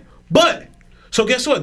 Did we see anywhere in that attack, right, from Odin, that he was putting more hockey in Emma than he was with the others? No, but they always elaborated Okay, how then. high they said that Emma is pretty much the ruler of the underworld, while the White Blade is literally the ruler of the sky. Okay. He loved us how Yes. like pretty Yeah, much we those haven't seen Hibari. Was it Hibari? Whatever it's called. Yeah, we haven't seen it unsheathed. like, at Yeah, all. we don't see any comic book ceremony wielding that blade feeling its own presence. Yeah. We didn't get that. We don't get that at all from that blade, right? But case in point is what I'm trying to say is here, right? The reason why you see that more slash that cut Kaido is because what was Emma doing? We answered the question 1,000 times. What was the blade? It was drawing more hockey than other blades. So guess what? If hockey's what affects Kaido, right? The more hockey you put into that blade, guess what? It's gonna affect Kaido more. That's just common sense. Hold on. You know what I'm saying? We're saying y'all are saying the same thing but getting different results. Yeah. That's all it is. No. Because Lionel's still saying it's hockey. That's getting Yeah, cutting. but I'm just Kaido. saying it's hockey, but just Emma's just a higher, stronger blade than the other two that Zoro had. Yes, but that's the point I'm making. Well, what I'm trying to say is right. We're classified as the wielder. You take someone else whose hockey is not as strong as Zoro's at that time, but Emma's trying to do the same exact thing. Does it affect Kaido the same For way? instance, To me, it's both. No, yeah, because To me, it's just you both. just said it.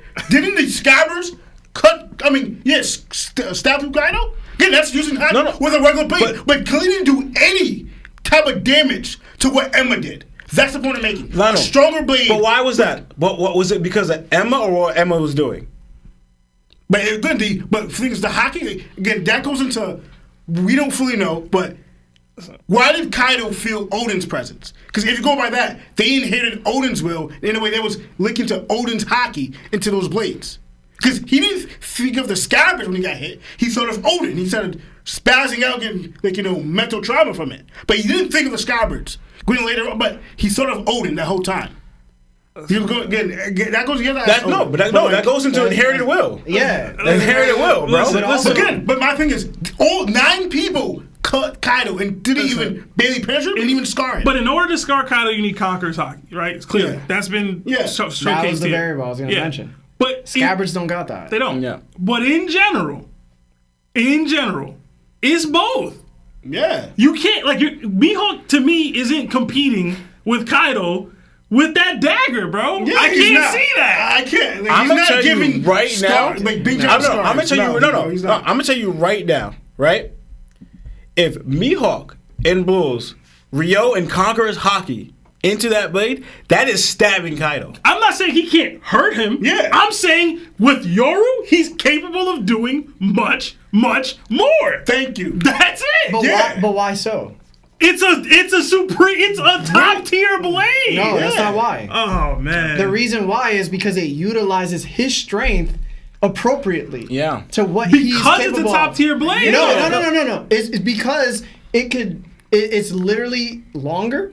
It's more reach. It does anything that he needs it to do, unlike a shorter blade where he has to now come into close contact with Kaido. But overall, he just needs to utilize his strength better. Okay. So, like, for example, Shisui was talked about by Zoro to say, yo, when I try to cut something, it ends up doing something else. Zoro didn't have the haki or the strength to control Shisui at that point. He said, yo, this thing tries to do whatever it wants to do. I have to control it. Then we seen it with Enma. And was like, yo, I require more haki from you. We can say that swords are probably stronger because they require more from their user, but ultimately it always comes back to the user and themselves producing more because the sword requires it. That's fair, but you can't completely ignore that first part of that sentence, Larry. The sword is still demanding this of you. You get what I'm saying? But if you're not there, then the sword doesn't do anything. But both things are true. That's my point. Both things are true. No, but you're saying Yoru's demanding this of him to be blackened and hold it and wield it in this way. But this is where it comes into play, right? Just because a sword doesn't demand anything from you doesn't mean that you lack the strength to do something with that. Yes. And that, because that's what me and Lawrence is saying. If he takes that butter knife against Kaido and he already has the haki output already that's needed because a sword of a supreme caliber would require it, then he should be able to just cut Kaido anyway. But if he doesn't, that means that Mihawk doesn't have the haki capabilities in order to perform at that sword's level. So either way, the person needs to be at that level, there would be regardless of the sword. There would be so many more blackened blades if this was the case. I said this, right? I just bring up haki clashing. I'm not hurting haki clashing. A 12 blade, right? Let's say Roger's Ace fighting against a 50 blade, and Shanks grabs a 50 blade, right? And there's a haki clash with Roger, with his haki. Is that blade withstanding the haki clash from Roger? The answer is no, because we just seen. How can you prove that? We just seen King's blade. King's blade was haki with another haki user, and it got broken because mostly it was besides Zoro's haki that Zoro has a superior blade than King. Okay, that's the point I'm making. If you have a superior blade than somebody and you're using haki either the same level or stronger, that sword is breaking. So where's King's haki in comparison to Zoro's? Yep, because that's what matters. Again, you might argue because he's a conqueror, but my point is who had stronger haki in their blades at that point? Zoro. Exactly. So if King can't output what Zoro can, then of course his sword's gonna break. I'm telling you that doing that with a Supreme Blade, it won't break. That's the point I'm making. A Supreme Blade with that pressure, even though groundless, if that haki's stronger, it won't break. Well, that's the point I'm making. Let me ask you a question, right? Let me ask you guys a question, because this is what we're trying to connect on. So you guys brought out the with Emma, right? The one that cut Kaido or Zoro. So let's say that he used another one of his other blades, right? But put the exact same amount of haki will conquers in Emma, right? Because Emma was generating out more. But let's say that Zoro decides to put the same exact amount that he put in Emma at that time to cut Kaido with a different blade. Does it still scar Kaido? Which blade? It doesn't matter. It doesn't matter. It doesn't matter. Just the same. We talk about Emma was drawing out more. That's what we read, right? But now it's like what Zoro did the other base is matched the exact amount of haki, not less, not more. The exact amount. Does it still scar Kaido the way Emma did? I'm probably gonna say yeah. No, that's the whole argument. What we're saying. No, but my argument is again a blade can't withstand certain attacks. I'm not fully going by attacking. I'm going by again the quality of the blade. That since it's not high quality, that it can't withstand multiple contact. They eventually will break. For instance, if that blade is fighting Kaido and Kaido keeps hitting that blade will break. Period. No matter how much you do damage to Kaido. Now your sword broke. Now you don't have a blade to take out Kaido. You have to go by your hands. But that's like avoiding haki entirely, because that's what haki is for. Yeah. If that was the point, then Luffy wouldn't be able to block swords with his arm. Or like Blackbeard wouldn't be able to block swords with his arm. But again, we just seen Luffy did a fist manja gun to Kaido, and he broke through Luffy's haki and bit his arm, showing that can happen to a sword. And now if it's a weaker quality, it will break. But that's the point I'm making. But that depends if your haki isn't being to withstand that at all. Yeah. That's the point we keep making. It's the haki user themselves that makes the weapon ultimately. So y'all don't think that somebody can be doing an attack that's too much for the blade that it's using if the blade isn't strong enough? I believe that. If the user themselves is strong enough to imbue that weapon with their haki, then it doesn't break. So yes. So exactly what they were saying. So the backup on that, what I'm trying to say is here, the end it, right? I don't know that one. Is that two things. We do realize there's quality metals, different materials, stuff like that, and that's what the grades are, right? Being able to take more attacks, right? Because we all know Zoro, case in point, Zoro pre-time skip, right? All his other swords kept breaking because, right? The amount of damage, they couldn't take his attacks. He was too rough. But the one grade wouldn't break, right? But notice that he was still not using any haki in those attacks. He was just too rough. But going back to what Mihawk is saying, that's because Zoro lacked skill. He was too rough with his blade, right? The better you are with your skill and your haki, right? That's what Mihawk was saying, that any blade cannot have any chips. Any blade can become a black blade. That goes into your skill and your will and mastery of a swordsman. That's all. Case in point right here. Yes, the stronger blades will be able to endure rougher attacks, right? And if your sword is breaking, but that also falls on the wielder's skill level, right? Because Zoro, remember, all his swords kept breaking except the one he inherited from Kuina, right? But then once he got better, he doesn't have that problem anymore. And in another case in point, he fought Mr. One. Yeah. Had the same material of blade as Mr. One, right? But he couldn't cut him. He said, yo, I can't do this. I'm not able to do this. And then he literally was, at one point, he was like, yo, I'm going to cut him because I will myself to cut him. And then he cut him. That proves that he made the swords that he had stronger than what their material was. So it doesn't really matter about the materials. It matters about Zoro's willpower itself to withstand other materials that may be able to break the swords. So it's all about his willpower. Yeah. I get you, but again, I believe like if a 12 went against Zoro's white blade, and Zoro's using haki, and Zoro's haki pretty much were able to withstand, for instance, against, again, I would say Roger or Whitebeard, who have the strongest hakis with a blade. And Zoro blocks their blade with his own haki, and Zoro's haki loses out against them, that sword is breaking. Because it's a superior haki and it's a superior blade. Both superiors than his blade. Yo, real talk, Zoro's blades could have broke against Big Mom and Kaido when they did Hokaku Sovereignty. But he dipped out of the way at the last second. If he lasted a couple more seconds, they would have broken. He would have just passed. Now, granted, does Big Mom have a stronger sword than he does? Does Kaido have a stronger mace than he does? Are they supreme grade blades? No. Oda said that. Hey man, let the SBS drop. Oda did say if pretty much that since Kaido doesn't have a blade, it doesn't count, but it would be like pretty much supreme. And Big Mom, isn't it hair supreme?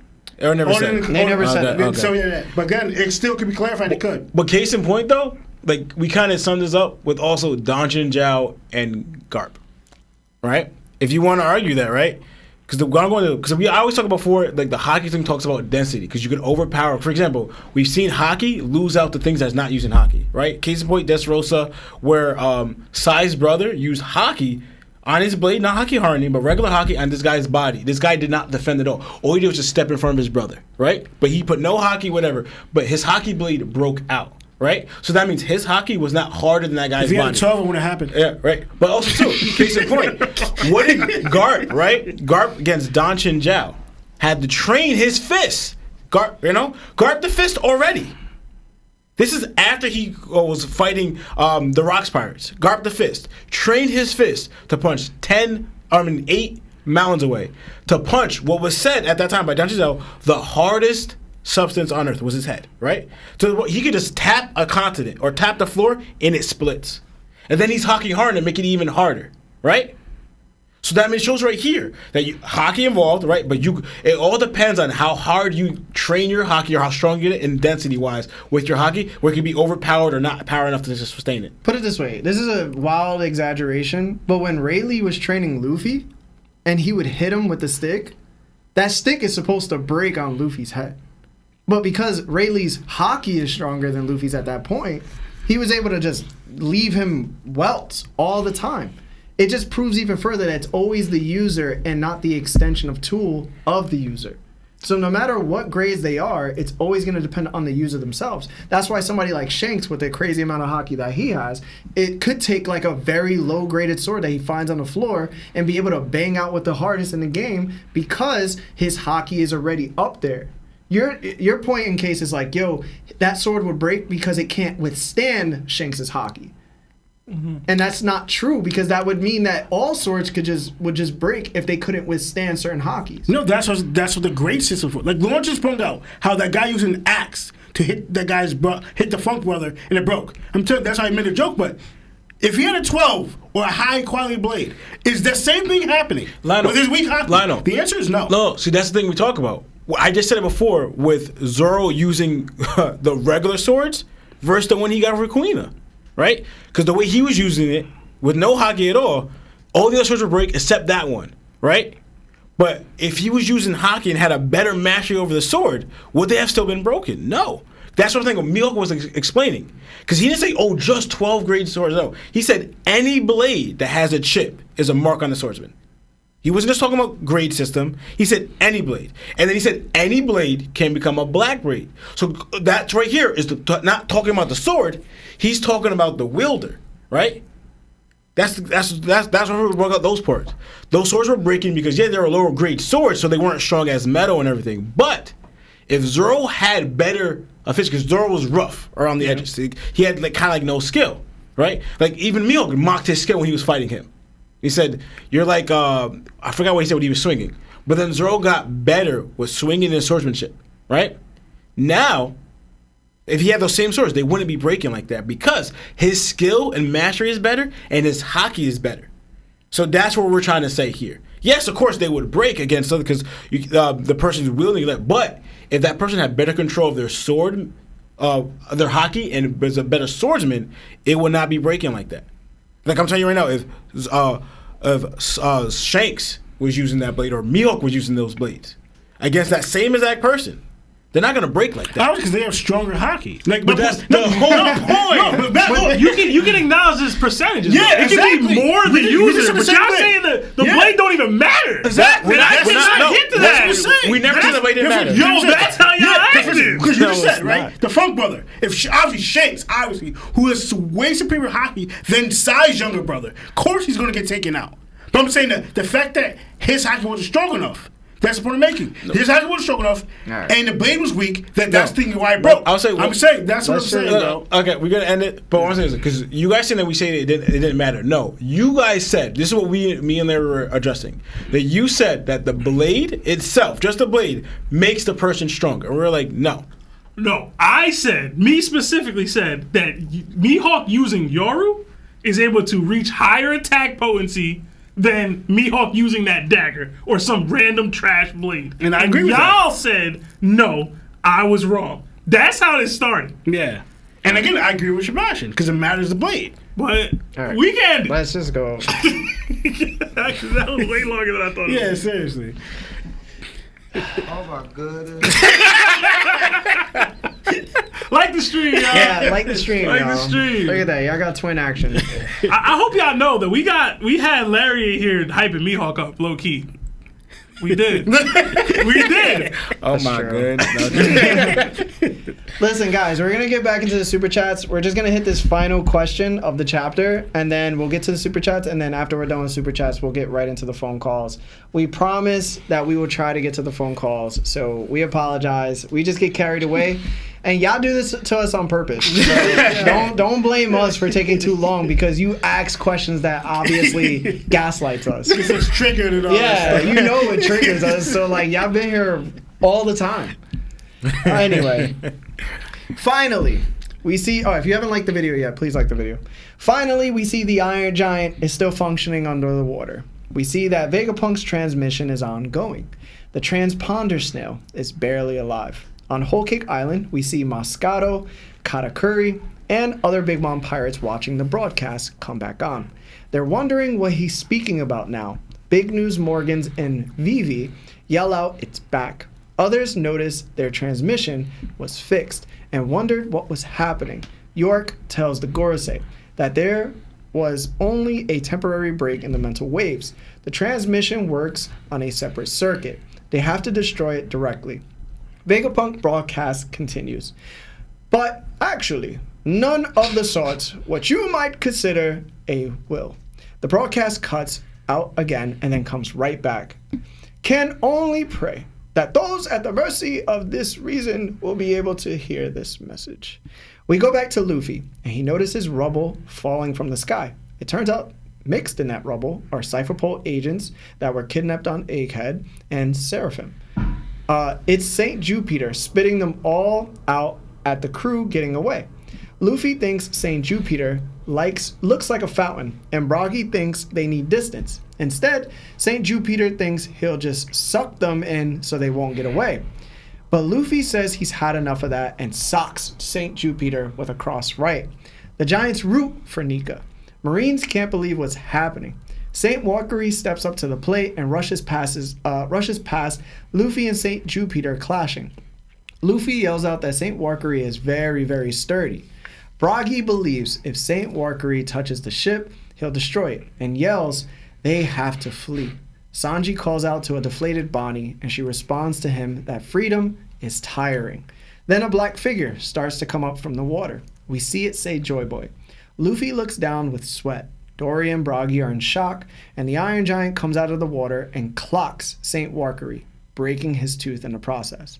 We then see text bubbles of someone saying, "Remember, Emmett, only when the time is right, then we can assume Emmett is the one responding. Time is right?"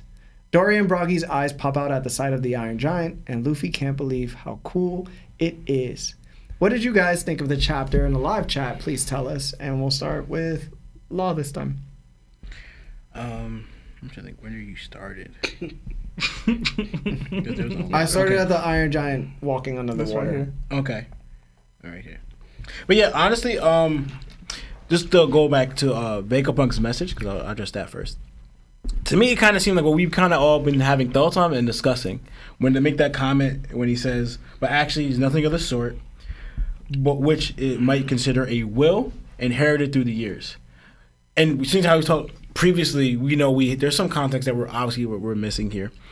But the fact that he was at first last seen talking about the DCAM members, right? And then amongst you is something, and then later on this. So I think obviously there is a legit family who actually bear the name D. Like there's both, and there's also one that Vegapunk's kind of giving us a little bit details that there's also people who through the years inherited it through like not family but like through inherited will. And that's kind of like what we kind of already talked about before. Like it seemed like that Vegapunk's kind of tying it to, yes, there's a lot missing through the text here, but it seemed like that's what he's talking about, right? And I will say, can I say one thing about the last argument that I just wanted to point out? this guy, bro. Yo, real talk. I just wanted to say one thing. Sorry, Lawrence. No, go ahead. Yo, so tell me if I'm wrong. Bruh. The poneglyphs are basically unbreakable. You can't damage They're them. unbreakable. Yeah, they're unbreakable. They're unbreakable. They're unbreakable, right? Yeah. All right. Odin, we can assume, used hockey to write on them. Mm-hmm. Therefore, proven that even if the material is better than what you're using, you could still damage it because it comes from the user itself. I mean, I guess we don't know if he used hockey, but like, How else would you be able to? Yeah, how else would he do it? I don't know, man. This technology is. All right. I would assume Anyway. it was real. I mean, it makes sense. I but thought it can't- was real too. But I'm not gonna just say it's hockey when like there's other stuff in the One Piece world that, like, I don't know. That does man. what, Lionel? It's all just hockey. Bro. It's all just hockey. But anyway, my bad. No, It's all off. You're good. So Just wanted to say that. Terrible, bro. My That was a parking lot. My mind was like reeling. That's all. It's still reeling from last conversation. I will just throw this in there, not trying to start another one, but it's crazy that they still in little kid form after all this time. This is shout out to your girl doll. Vice Admirals. Vice Admiral. Like do something, you know what I'm saying? Hey, like man. you're still there. Like wow, that's crazy. And there's one thing I wanted to add. Oh yeah. What was that? What? That was me thinking. Anyway, That's how you think? sometimes. That's how you sound when you think? No. But yeah. I'll say the Joy Boy thing.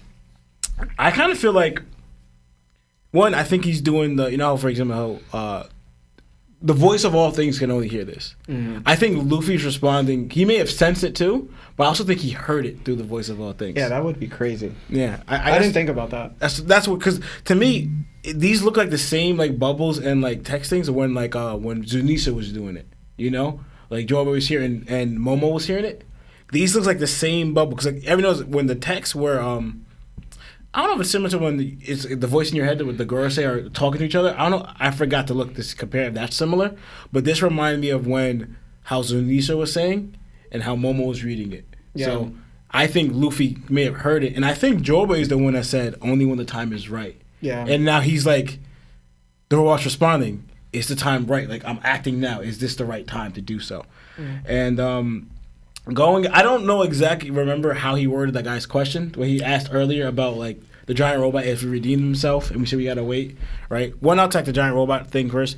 One, a little bit he did because he actually did something, but also we don't know how this really affected them yet because again, we've seen the five elders get hit before, like even take by Kuma, severe damage of what it looked like, but ultimately it was really nothing. Yeah, Saturn lost an arm. Exactly. So we don't know what this robot really did to him. And the one thing he also mentioned the giants, and I'm like, the giants we didn't really see them. I mean, they were dancing. I'm not attacking them. Stop, bro. No, I'm not even trying to do that. I'm not trying to do that. Get yours off, bro. No, but you're right. They didn't do anything in this. Yeah, that's what I'm saying. Like, it wasn't like they. I'm not even saying like they did anything where like they got sunned or they looked bad. It's more like Oda didn't draw them active. They was more like, it was nothing for them to say like to redeem what they. I don't get it. Like I don't know why the Giants were brought up in that. I didn't even remember that part of the super chat. Lawrence was ready to pounce. No, I wasn't.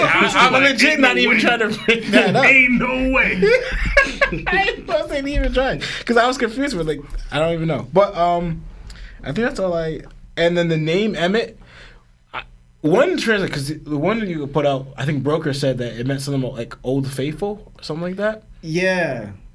One Old Faithful. It's just so about hope. I don't know what you're talking about. I don't know. I'm mixing it up. But one translation I thought it said it meant truth. Yeah. That's you know. So yeah, I was gonna say, you guys want to break down some biblical knowledge about Emmett?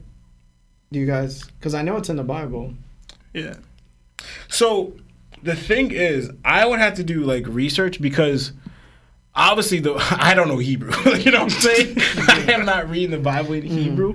I'm reading it obviously in English. So I would have to look up to where. But didn't they call like God Himself full of Emmett or something like that? I think I did a little research and they were saying like it's not that God is telling the truth. It's He is truth. Yeah. Yeah. Like so, one thing, God cannot lie. So everything He says is truth. So that's one thing, you know. Like, and the same thing goes into Jesus, right? Like everything they say, it comes true, it happens, so they cannot lie. So that is like actually like everything He says, it is truth. So like you could say that He is truth, because there's a few things like God is love, right? It says that He actually is love, you know, not that love is God. God is love, but also too, since God cannot lie, there's nothing that He has said that wasn't true at all, you know. So what that has to do with the robot, I'm not exactly sure. Like I thought it was very interesting how someone linked that Nika is supposed to be like Jesus and like 𝐴𝐻 is supposed to be, I guess, Satan in a way. I don't know where Oda's going with that, you know, but yeah. So if there's any other question you have to ask, but 𝐴𝐻, that word in the Bible, I would have to look it up to find it. Should have looked it up before you came. No, I'm joking. I just found out that it was a translation from Hebrew. Like, you know. No, I saw it on One Piece Wiki. I looked at it. Yeah, same. Yeah. But you good? Yeah. All right, Lionel? Just since we're already on it. So, like, if you go to, because it says Emeth, like EMETH for the Hebrew word, and they say Emet, like EMET. I mean, it's just the H is there and the H is not there in the One Piece thing. And I'm just going by, like, because it says it stands for its rendered truth. And in our information, like, you know, insight, it says, may designate that which is firm, trustworthy, stable, faithful, true, or established as a fact. Then it goes into a little other stuff, but then it says, God is God of truth. He's faithful in all his dealings, and he promises are sure. So I'm thinking maybe if they're going by giving him that name, they might be actually addressing Emmett as a character. Like whatever you tell him, like for instance, like how Joe Boy told him we're at the right time, and he was faithful in that. Or he's just a loyal, faithful person that he acts in a way to his truth. And I was going, actually, I didn't want to elaborate more on it because I don't know in the One Piece, like in the One Piece world, you designate what is truth. Right? And like what Doflamingo said, the winners, they designate justice. The Gorosei, they make what is true and make the world believe it because they are the ones who conquered and won. So they make what is true to them, they make what is justice for them.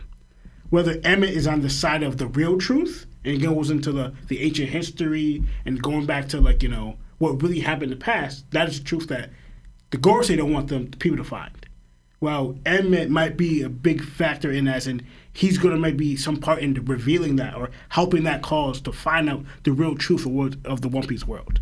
Maybe that's what Oda's going with it. I don't know. And it's showing that he's staying firm he's waiting at the right time 100 years later. He's waiting for the right time to act. And I actually thought of, this kind of actually goes into a little bit with Roger with Pedro. When Roger told pretty much, your time to shine in a way for Pedro. And Pedro waited for his time to shine. And we see it when he sacrificed himself for the Straw Hats, showing that this is my moment. Emmett's pretty much doing the same thing. And it's even longer. So I in a way, Oda foreshadowed Pedro through Emmett. And I wonder when it's gonna be his. I don't think it's here. It could be here. I don't know. But it might be a little more. And in fact that he has so much more knowledge because he was there back then. He knows Joe Boy personally. So I'm to me, I feel like it's kind of interesting, and he chose those words. I'm thinking maybe because again, his character or he's devoted to a certain cause, and he's not wavering until it's accomplished. So and again, in a way, you get away saying that he's also fighting for truth, to reveal the truth to the world. So again, I don't know. That's just what I got a little bit from that.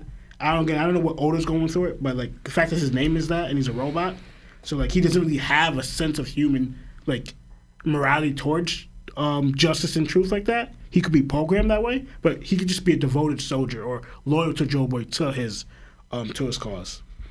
So that's what I got on that. I know I've spoken for a minute. I just thought, honestly, one thing I thought it was kind of crazy. This dude is jumping in the water, though.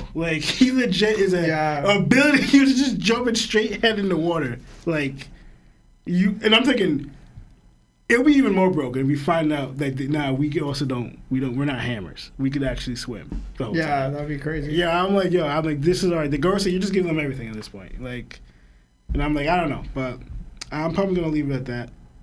Let somebody else speak. All right, Seb. All right, I'll get into the Emmett stuff a little bit later. But first, my boy 𝙏𝐼𝐻 showed up, bruh. Yeah. I was hyped as hell to see 𝙏𝐼𝐻, his little bae, man, his little boo thing, chilling. Sarfunkel. Yeah, bro. I was hyped, bro. I was actually pretty hyped to see 𝙏𝐼𝐻. They was boxing. What's in the box? What's in the box? I was also hyped to see Katakuri. Good to see he got out of that situation that Caesar had him in, you know what I mean? It was probably a short-term situation, but, I was also extremely hyped to see that we're back online. I talked so much crap about the Iron Giant last week. I was downplaying Joy Boy's crew. I put them on fraud watch. I called them fumblers, apologizers, all that. We back, though. The broadcast is back. And actually, I kind of like it. Right? Because I said I was unsatisfied with what we got if that was the end of the broadcast. Why are you teasing? Why are you cliffhangering and this hard with the broadcast? There should have been something that Vegapunk said to end it that would have been a major moment to us. Beyond even just the world is flooding, right? There should have been some sort of climax to that wasn't just, we got interrupted before I could say something. That's the same thing that happened to Clover. So I was so upset about that. If you're trying to, we talked about inherited will already, and we talk about it all the time. If you're trying to follow through on what Clover did, the same thing just happened to you. You know what I mean? I didn't like that. That left a bad taste in my mouth. So the fact that we're back, I was like, bet. We're back. Something is going to happen with this broadcast that's even bigger now for its actual finale. Yeah. So I love that. As far as what's happening in the scene itself, we always talk about this. One Piece is like one of those manga where like it just gets crazier and crazier and crazier and crazier. Like and I love those moments when like the fodder people, and I guess I don't know if it was the Marines or whoever, but like they're speaking on their situation, right? It used to happen all the time in Marineford, too much in Marineford, I would say, at least in the anime. But like when they're highlighting how crazy the situation they're in is, I like that. They're like, yo, what is happening right now? There's giants, there's white giants, there's freaking these giant animals that are sucking people in, there's freaking CP agents and Seraphim falling from the sky, raining. Like, what are we dealing with right now? I barely get a pension. I'm just some guy here that tried to eat today. This is my friend. Yeah, bro, where Pizzaro at? Yo, he been gone for I completely forgot he was there. Where Pizzaro at, man? You're home, bro. I'm not getting paid enough for this. My bosses look like kids right now. What are we talking about?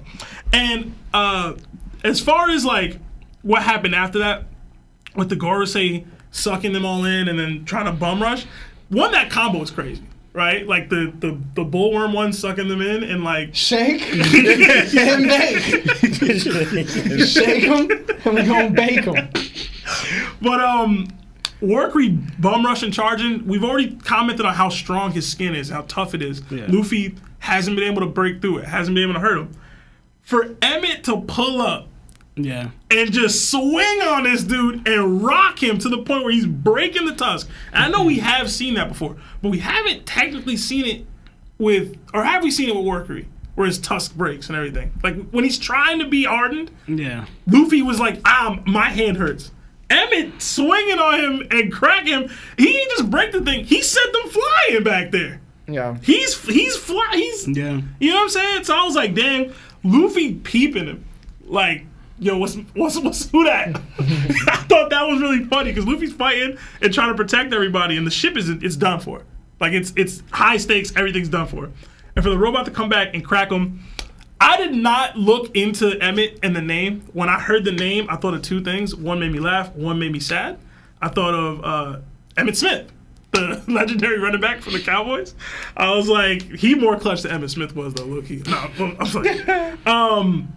And then I thought about Emmett Till.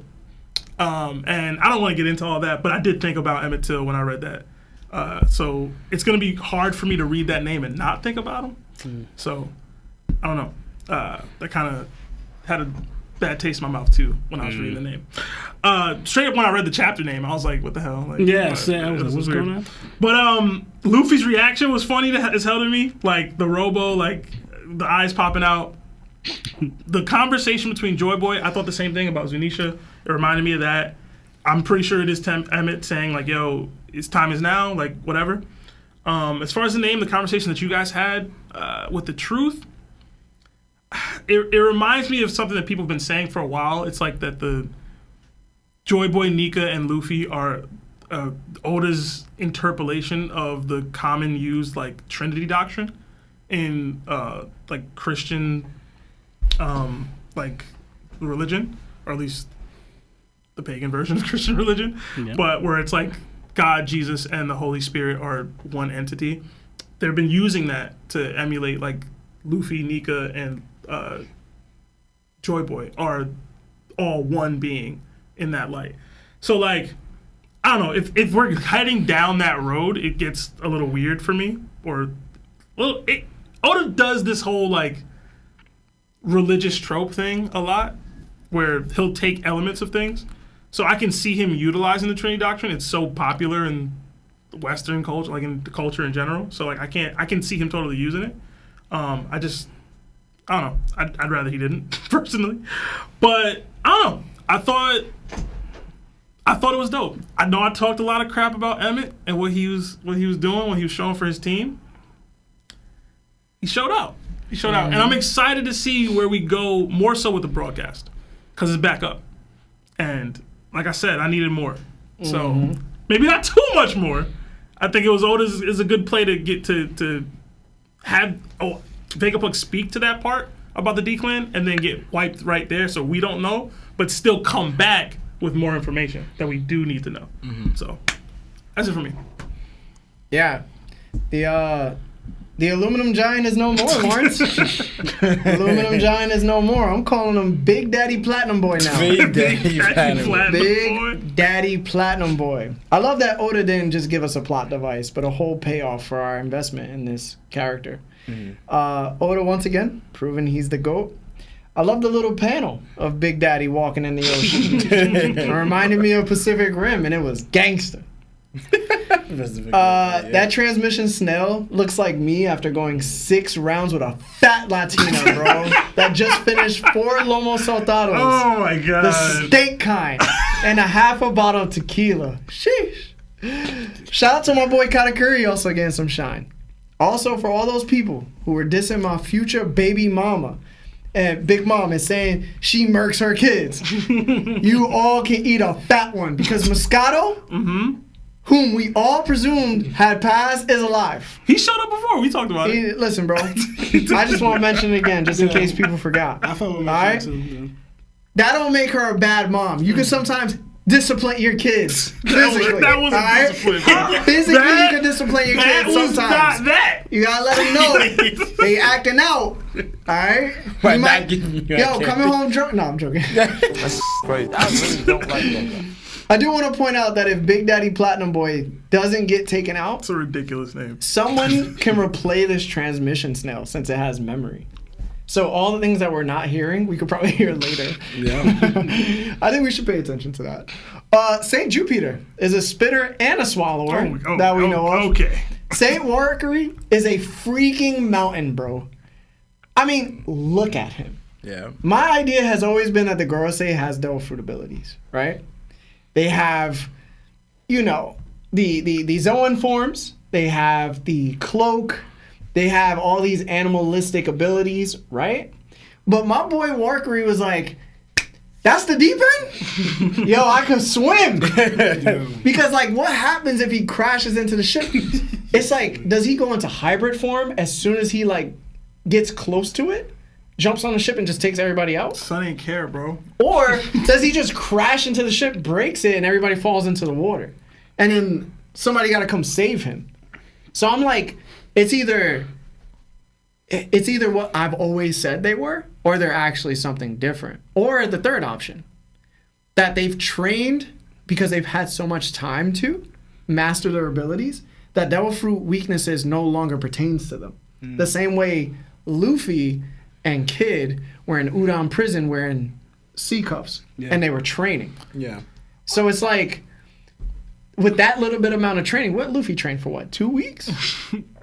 It's like they have hundreds of years if they're truly that old. So I could see how the sea might not affect them the same way those guys taking 2 weeks to train was not as affected. I'm gonna be real personally. I just don't think he cared. It's like, yo, if I fall in the ocean, I got people here that could come get me. Who? There's a bunch of, like, every Marine here is technically his subordinate. Like, every single one. But they don't know that's him. Yo, the other Gorosei members are here. Like, they gonna know. They can speak telepathically. Like, if he gets in that water, he's good. Because To me, anyway. it will revert him back to his base form. And like, oh, an elder's in the water. We gotta save him. It'll just be fine, bro. So I'm a like, big deal. yo, honestly, I think he's one of the devil fruit ability users that can swim. I think they all could. If they trained, because think about it this way, right?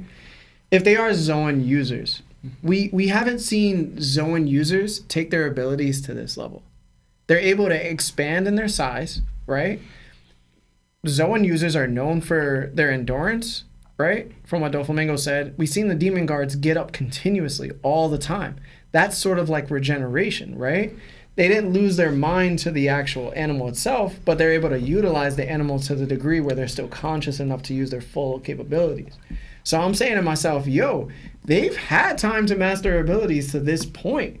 Why wouldn't they just start diving into water if Kid and Luffy showed us something that was similar to this? They don't be near water, though. Especially not ocean water. They'd have to have ocean water, like, imported to Mary Jo and utilized. But we've only been seeing them for the past 2 years. That's true. There's a whole nother there's a whole 998 years that we haven't seen them for. Yeah. So I'm like, bro, this is capable. So my last theory is that I recently came out when I talked about it, I think on the last episode, I said that Luffy's heartbeat generates the power that Vegapunk has been looking for to power society, right? And I said that Luffy technically is probably that device he's been missing to power, right? So I said that Luffy's heartbeat powered the Big Daddy Platinum Boy, right? So it's like, what if Luffy's rhythm of life is able to give the robot the ability to hurt the Gorosei? Because the Gorosei themselves are now being affected by a different source of energy. Like maybe the way Haki is imbued into the robot, this rhythm of life energy is imbued in, and he's able to attack people. So maybe it's hurting them differently than what Haki is. That's why Luffy's attack didn't really damage him, besides not using advanced Conqueror's Haki. He's using the rhythm of life energy. So it's like, oh, bet. Like this is why he's able to break him. Now the difference is if we go to the next chapter, in the next chapter, old boy can't regenerate. Yo, I called it. Like chapters ago. Mm-hmm. So there might be I wouldn't say there's a different form of Haki, but I would say that there's another level that we can all step to that we didn't know about yet. You know what it reminds me of, if it is true? When in Yu Yu Hakusho, I know it. when sacred energies came into existence now. Yeah, that was out of nowhere. Yeah, it's like Sacred energy came out of nowhere. Yeah, so it could be something like that. You know, It could be. its own form of Oda's own form of Because that. Shisui even said, like, even some demons don't have this. Mhm. I Yeah. don't know if I'd like that. I Personally. mean, but it honestly goes into the threes. The Oda does. Because if you go by that, the two powers were Haki and abilities. That would be the third one. Because going by Oda does things by threes. The three ancient weapons. Some Mihawk fans would disagree with you. They would say swords. Swords. Three ancient weapons, the three world powers. The three forms of Haki. Mm-hmm. Like, Low key, I wish Big Daddy Platinum Boy stayed in the water. You Because guys- if they couldn't swim, how would they ever get to touch that robot? Yeah. But I would say, you know what's crazy? The least interesting thing in the chapter was Vegapunk's broadcast. Because Yeah. it was so vague. Yeah. That's Like true. there was nothing to be said that we could have been like, oh yeah, we know what he's talking about. Mhm. We know absolutely Really nothing. nothing. The only thing he really said was what will may be Mhm. passed on. Yeah. Inherited will might be something. Yeah. That was it. Yeah. That's all we got. As far as what he actually said, it wasn't much. I'm just hyped that he's back. Yeah, I'm super hyped he's back. Yeah, but we missed mad info. Yeah. Yeah. Like we missed some very, very important info. And now he's probably gonna be like, all right, yo, my coffee done. yeah, honestly, I think that's it. I don't know if Nah, I don't know if bro. he's gonna reveal anything. I think that might be He it. gonna close with something. I hope, but What's the point of bringing him back? to troll. You could have brought the giant back and not brought the broadcast back. Yeah. The broadcast itself is back. There has to be something.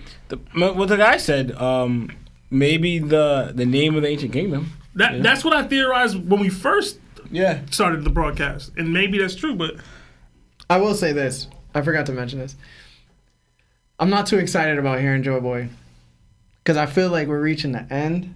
And it's like, damn, now we getting Joy Boy dialogue? Yeah. Oh, man. I don't want One Piece to end. listen, bro, it's gotta end sometime, bro. I know, but let's go another 5, bro. Because, like, come on, man. This is the bittersweetness of something so great, is that everything comes to an end, right? Yeah. And it's like we really getting Joy Boy dialogue. And like now, when we go to 𝐿𝐵𝐵, yo, We really get Joy we Boy. really we gonna get a flashback for sure. I'll say this: it was a huge talking point of the community when the chapter dropped. That it was only 13 pages or so, Wasn't last chapter like that? and it was last chapter was also only 13 pages. People were worried about Oda's health. So, Nah, it's not. You shouldn't be worried about what it's all. hey man, he getting up there, bro. Listen, bro, you know how much was put into this chapter? Hey, man. Like, bro, I had to make 4 questions. Yeah. Like, I didn't make any less questions than any other chapter that had 18 or 17. Hey man, Believe me, he ain't pad this one. I'll tell you that. I need more panels, bro.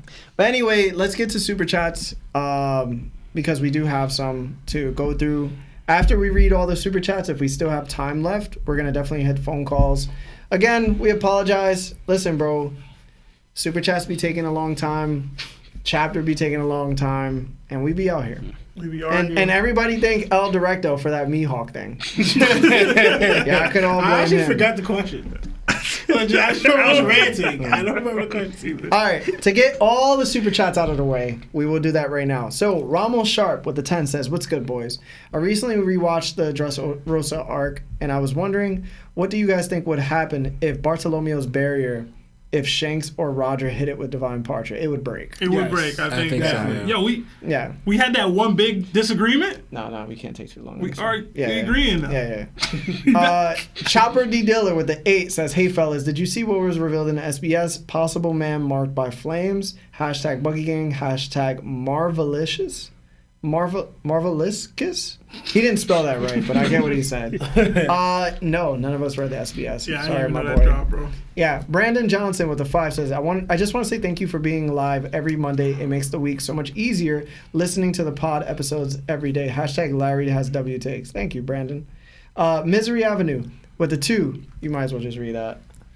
Get out!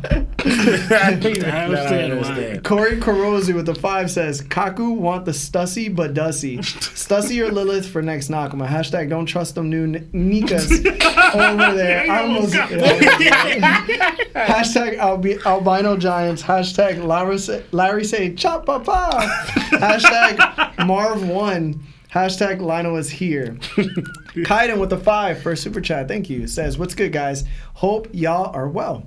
Do you think Croc gets Pluton? I said platoon. And does that mean Cross becomes a crew closer to Rox's crew? Possibly, bro. I'm with it, bro. Yeah. Kremit with the 8 months to Nakama. Thank you. Says, Egghead got me spinning, but it's just hectic overall. It could be, but it's pretty good so far. Yeah. Goatman Tees with the 7 months to Nakama says, "You can join any crew as Yonko Commander 1. Where y'all going?"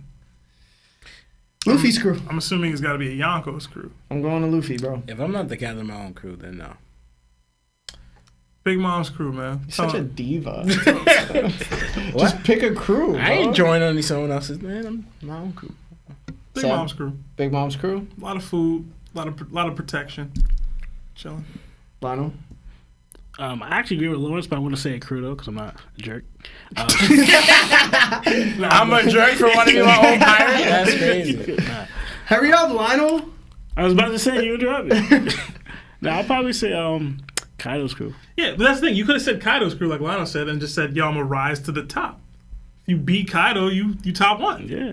That's serving underneath someone else, though. All right, Lawrence. Cuddy Flum. Oh, hold on. Cuddy Flum with the 5 says, "Love seeing that One Piece crew together. Hashtag, is that Marvin the intro?" Yes. Yeah. That is Marvin the intro. Cuddy Flum gifted also 1 membership, so thank you. Throw up the Nakama fist if you received it. It was Kirby who received it. Oh, wow. Kibari with the 5 says, "Did she also use Haki to punch Saturn in 1103? We couldn't tell because her gloves were already black. Doesn't make sense if she used it now and not back then. I'm pretty sure that's Bonnie." I would say no. 1103. I don't think so either. Yeah. I don't think so. Shannon Carter with the 2 says, "Bro was mad aggressive reading my super chat." Chill. That was Matey Blue with the 5 for super chat. Thank you. Says, "Cosplay idea for Seb. He cosplays as Khalifa, and in order to get her smooth skin, he oils up." I think he should just oil up. I'm good, Cuddy bro. Flum with the 2 says, "What admiral fruit y'all eating?" Either Kazars or Fujitoras. Kindness. You're wildin'. There's no benefit in real life. I probably do Zoro, I guess. Can Greenbow make fruits and stuff? Oh yeah, that's a good Because I one. could just make endless food, bro. Yeah, I'm gonna choose green bowls. Yeah, that actually might be a good one. Anytime I need flowers to give someone. Yeah, I feel like Green Bull's the best. Yeah, Best utility in real life. Yeah, And- word. You have your own garden. Yeah. You want Plus, you some- can fly. You want some tomatoes? He can fly. Yeah. You gonna look Underwater. stupid. You're gonna look stupid. He can make a better one. Yeah, you can make a better one. Yes. Bro. You really good, bro. His feet up too. Isn't this a flower just spinning? Yeah. How? I don't know. Sunny with the 5 says, "Love y'all boys with a heart. Thanks for all the laughs and entertainment while I'm working on in this heat. Hashtag top on top. Hashtag twins for DDT. Hashtag Larry spitting or trolling. Hashtag BBL Sevi. Thank you, man. Don't work too hard in the heat. Corey again with the 2 says, go fun for Broker as next guest. Hashtag Broker for next Nakama. Yeah, possible. Cool. Yeah, man. Zoro top 1 with the 5 says, Yoru is strong enough to channel Mihawk's power. The blade makes him more powerful because it's able to wield Mihawk's strength. Yeah. It's no way to know right now. Kaiden with the 2 says, think Vega video continued where Blackbeard is? Yeah. Tekum says, hashtag Lionel has godlike takes. Shout out to Lionel. Diamond Life with a 10 says, you think Zoro would be respected as world's strongest swordsman in the OP world after he beats Mihawk, or when he cuts up something people thought was impossible like Ancient Weapon, or the Red Line, i.e. like the tidal wave in Water 7? I think it would be after Mihawk. I think it's got to be Mihawk. Yeah. That's the It's point, Mihawk, right? Yeah. Yeah. Thank you as well. Orion Jacobson with the 5 says, how much longer do you guys think it would have taken Zoro to unlock Conqueror's Koden if he hadn't gotten Enma? I think he would have just fought. Yeah, he would have unlocked that arc. Yeah, he would have I fought it still think it's against. that arc. Yeah. Yeah, he would have just fought King and just unlocked it. Yeah, because Emma did attribute to that. It was his fight with Kaido because he was putting out more than he. He needed to. Yeah. T Dot with the 9 says, love y'all, but what's the point of blade scaling? You're acting like Shanks with Enma is doing the same damage as if he picked up a stick and swings it. Divine Departure. Like Divine Departure. Yeah, I was gonna say he probably could, bro. Depends on his hockey. Divine Departure. Elok with Nakama to 6 months says Mihawk wouldn't beat Kaido with his butter knife. Well, I will say, don't He's take not beating Kaido, period. don't take my long pause as a yo, I faltered. No, that's like kind of like he'd be able to probably do something. It just sounds crazy to me, but it's possible. His hockey. If hockey exists, bro. I don't know why I keep denying it. Brecken Crowell with a 5 says, I just dropped in to say thank you for being the reason I look forward to Mondays. Keep up the good work. Hashtag BBC. Hashtag topped on top. Thank you. We appreciate that you look forward to us, bro. No. Cheesy Wombat with a 5 says, case in point, Shanks will still punch Mihawk dead in his dish. I hope that's still alive, bro. Kabari with the 5 says, Jupiter has sea prism bubbles inside him, and Topman went straight to water unafraid. That confirms they are not devil fruit eaters and demons instead. Wait, what? Had bubbles in. Well, they had sea prism bubbles because the Seraphim were in it. And the CP0. I mean, the CP. I don't know that proves that. Yeah, that doesn't prove Luffy anything. had Sea Stone on him, bro. He's still. Yeah. You know what I'm saying? Victor That's Haight interesting, though. with the 2 says, the secret they hiding is the earth is flat. Sourmander Sauce with a 5 says, have you seen the theory that Toki sent the giant into the future? It did just appear in Medi Joa. Love the show. Hashtag Jika piece. That's an interesting theory. But that doesn't explain why she came to the future. Yeah. I need to see more of the theory. Yeah, we'd have to see more. I hate time travel, bro. Yeah. The Broker with a 5 says, emit is also the word that is used to activate a golem, which is a vessel used to store a consciousness. Calls back to my previous Iron Giant theory. All right. Kabari with a 5 says, to Salamander's point, the thought bubbles from Emit of Joy Boy saying, remember Emit, only when the time is right, would make a lot of sense too. It would. Dr. Umar's burner, becoming a Nakama for 1 month, says, hashtag Black Lives Matter, hashtag get the spray bottle, hashtag Plat Boys. Oh my god. What? That's a funny one. Jacob with the 10 says, imagine if Blackbeard Pirates defeats everyone in Wano, and when he gets to Pluton, Big Mom and Kaido are down there unconscious but alive. How hype would you be? And does the Blackbeard Pirates take them down? Depends how damaged they are. And would I be hype? I don't know. I don't know. I thought of, what if he get there, they just smash him, bro? Stop. Come on, bro. They're in heat. All right. Victor Haight with the 20. Thank you so much. That says, serious question. What if the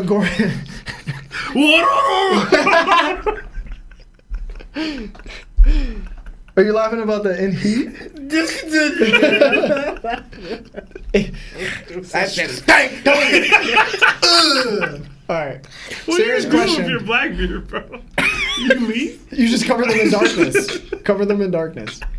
Let them rock. I don't want to laugh, bro. What if the Gorosei are immune to seawater? Also, Emu's fascination with butterflies and Gorosei calling people insects. Could there be a deeper meaning behind this? Like, last thing, you think Emu is a hockey user? I would assume Emu's a hockey user. He better be. Shoot. I don't know the distinction between Emu with butterflies and Gorosei calling people insects. I would think they're different from Emu. Yeah. Yeah.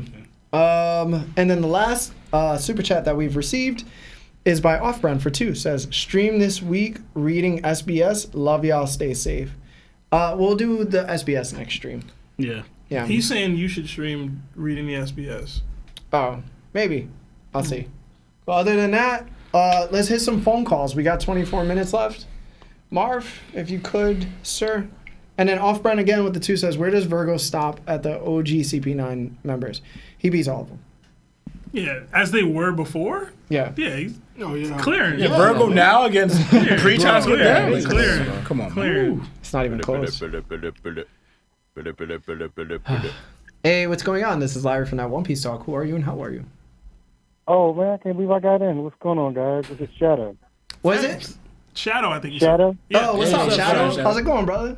I'm doing all right, man. It's nice to finally get to talk to you guys. Yeah, nice to talk to you too. What's up? Talk to us, man. Yeah, so I had a quick One Piece matchup. I want to get you guys' opinion on it. So, Pizzaro versus Pica in a one-on-one on-land matchup. Who do you guys got? Wait, who? Pizzaro. Oh, Pizzaro. Island fruit. Yeah. And versus Pica. Oh, okay. I got Pizzaro, but I thought you said Kizaru Yeah. at first. I was like, bro, what? Yeah, I was like, wait, repeat that? I got Pizzaro. I mean, I don't have any real basis other than the fact that he was a level 6 prisoner, and he's on the crew, and that his fruit seems like a, I don't want to say elevated version of Pica's, but if he a Blackbeard pirate, he should be stronger than like the number 3 or number 2 guy on the Doflamingo pirates. So it's really just headcanon scaling, but I feel like I could comfortably say that, right? It's funny because they're like the same. Like they're both number 3. I think because we assume that Pizzaro's fighting Sanji. I do, but Yeah. who knows, bro? And they both have hockey. I give Pizzaro. So I think the right answer is Pizzaro, yeah. but that's based off of narrative. Yeah. Yeah. So if I just go off of like who has the stronger hockey, I would say Pica. And Pica's ability is circumstantial, so there needs to be stone around, right? that's If there's true. not enough stone around, then he probably won't be as big as he was on Dressrosa. So Right. where they're fighting also matters. But if they just fight on like a random island, like let's say like Little Garden, and there's no stone, then obviously Pizzaro wins over him. Yeah. Question: what if they're on like Sky Island? Like, can Pizzaro morph into the clouds? That's a good answer You know too, what I because mean? if he's Like, not I on Verth, That is a good question, yeah. yeah, if he's not on Verth, then I can't see him winning against Pica in a straight up fight right now. And then It's very circumstantial for both. Yeah, because also too, what it looks like, I don't even think Pica could like, he ate the stone so far as he can make himself stone. I think he just merges with stone, right? Yeah. Because why wouldn't you Yeah. do that with your when you got out of it? Zoro, like, you know, made you go out of it. Why don't you just turn your body into stone to try to do something? We didn't even see that. So I guess the main you can put is like most likely at the best their abilities clash evenly. Because I was thinking, all right, which one ability is greater, right? Like their abilities will probably clash evenly, and then it goes down to hockey. But like I said, narrative wise, it would probably be Pizzaro. Pizzario.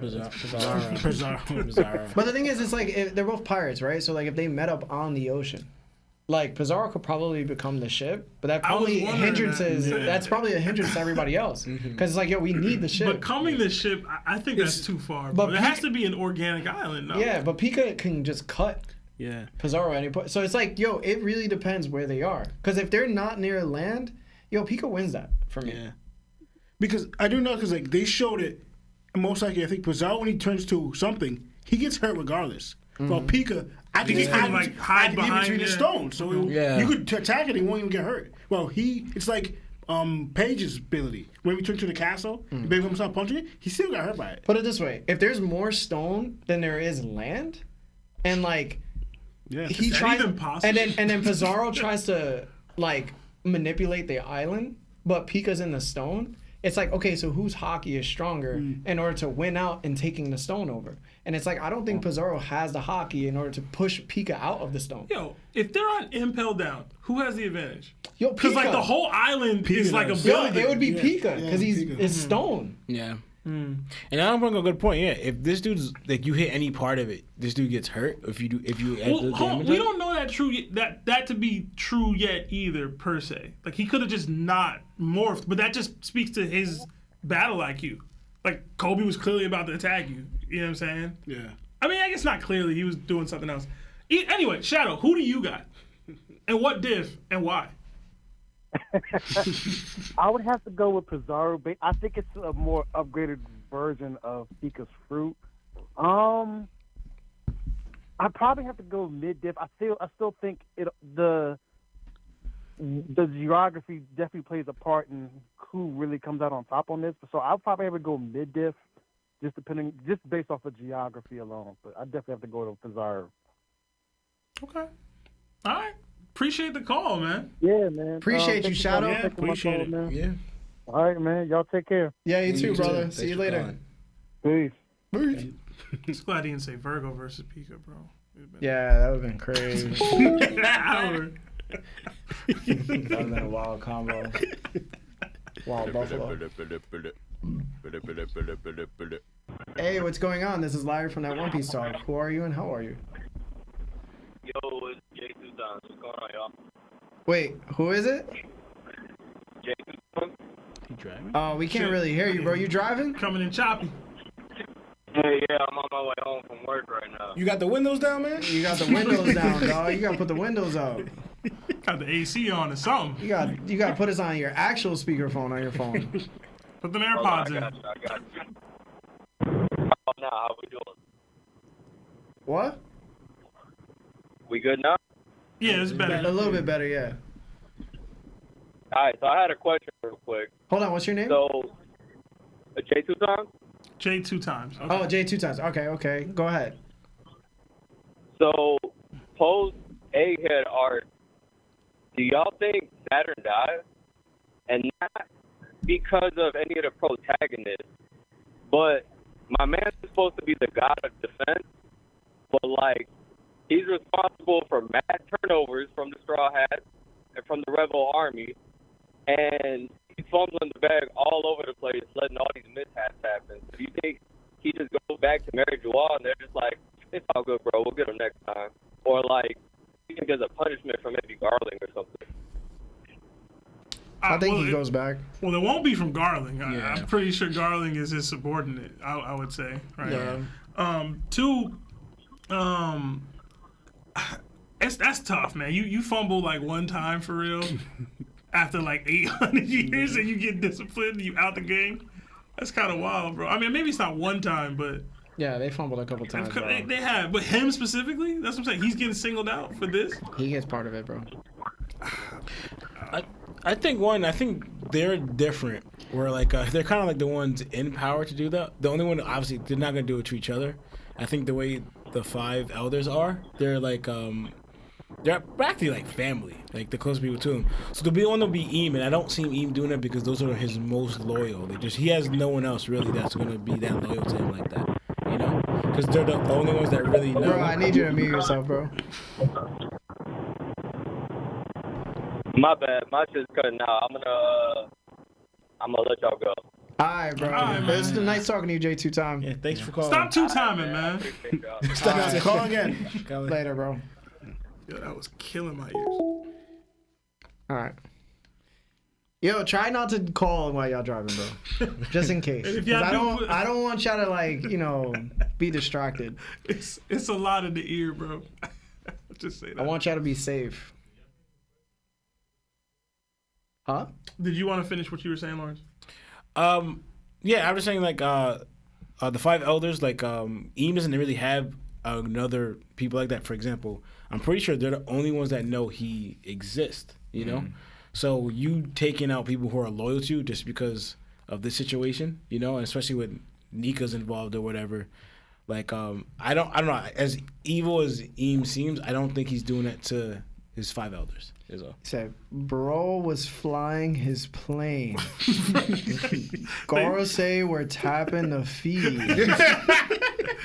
Emmett fell again. What? All right, Mark. It's funny, man. Hey, what's going on? This is live from that One Piece talk. Who are you and how are you? Hey, what's going on? It's SogeGawd. SogeGawd, what's up, Soge. man? How are you? Yeah, I'm good. How are you guys doing? Good, man. It's good to hear from you. Talk to us. Mm-hmm. Thank you. And you know what? That's the last time I leave you guys such an inspiring comment then. That's what I want to be about it. All right? What happened? And you know what? That Naruto-shaped bone, Seb, I've been waiting to ask you, man. What is your deal with Naruto? It seems that you hate on it, dude. Oh man, listen. I used to love Naruto, like absolutely love it. I was hooked on the show. Over time, I just lost interest. Like I genuinely did, to the point where I felt like I could predict things that were gonna happen. I wasn't excited to read chapters. I was constantly complaining about it, and I had given Lawrence the same advice a while earlier when he was giving me the same vibes, like complaining about it all the time. And I was like, "Yo, bro, nobody's forcing you to read this. Just drop it." And Lawrence was like, "You right." And I kind of just got to that point. As far as what my specific issues are, It's Neji, isn't it? no. That's a big one. That was a good shout. Neji was ironically my favorite character in Naruto. At least in the first half of the series, like the first part of it, he was my favorite character. I thought he had a lot of potential. That's one of my issues with Naruto. Some of the characters I thought that had a lot of potential didn't get a lot of shine in Shippuden, or just as the manga progressed. And there was a lot of tropey things that happened that I disagreed with, and I don't want to get into all this Naruto shade, bro. Like I genuinely enjoyed the show for a time. Bro, you know what it was, bro? He saw Naruto hyperventilate and was like, "Yo, I don't want to read this no more, bro." That's when Lawrence and him dropped the show. No, I didn't when drop he that, though. hyperventilated after Sakura said, "I love you," and then I'll they say were this. like, "Yo, we taking on Sasuke no matter what." I'll say this, and I'm not even trying to compare the two mangas. As I was into Naruto heavily, I started watching and reading One Piece. One Piece had drew my interest so much so that it was like it wasn't comparable to me.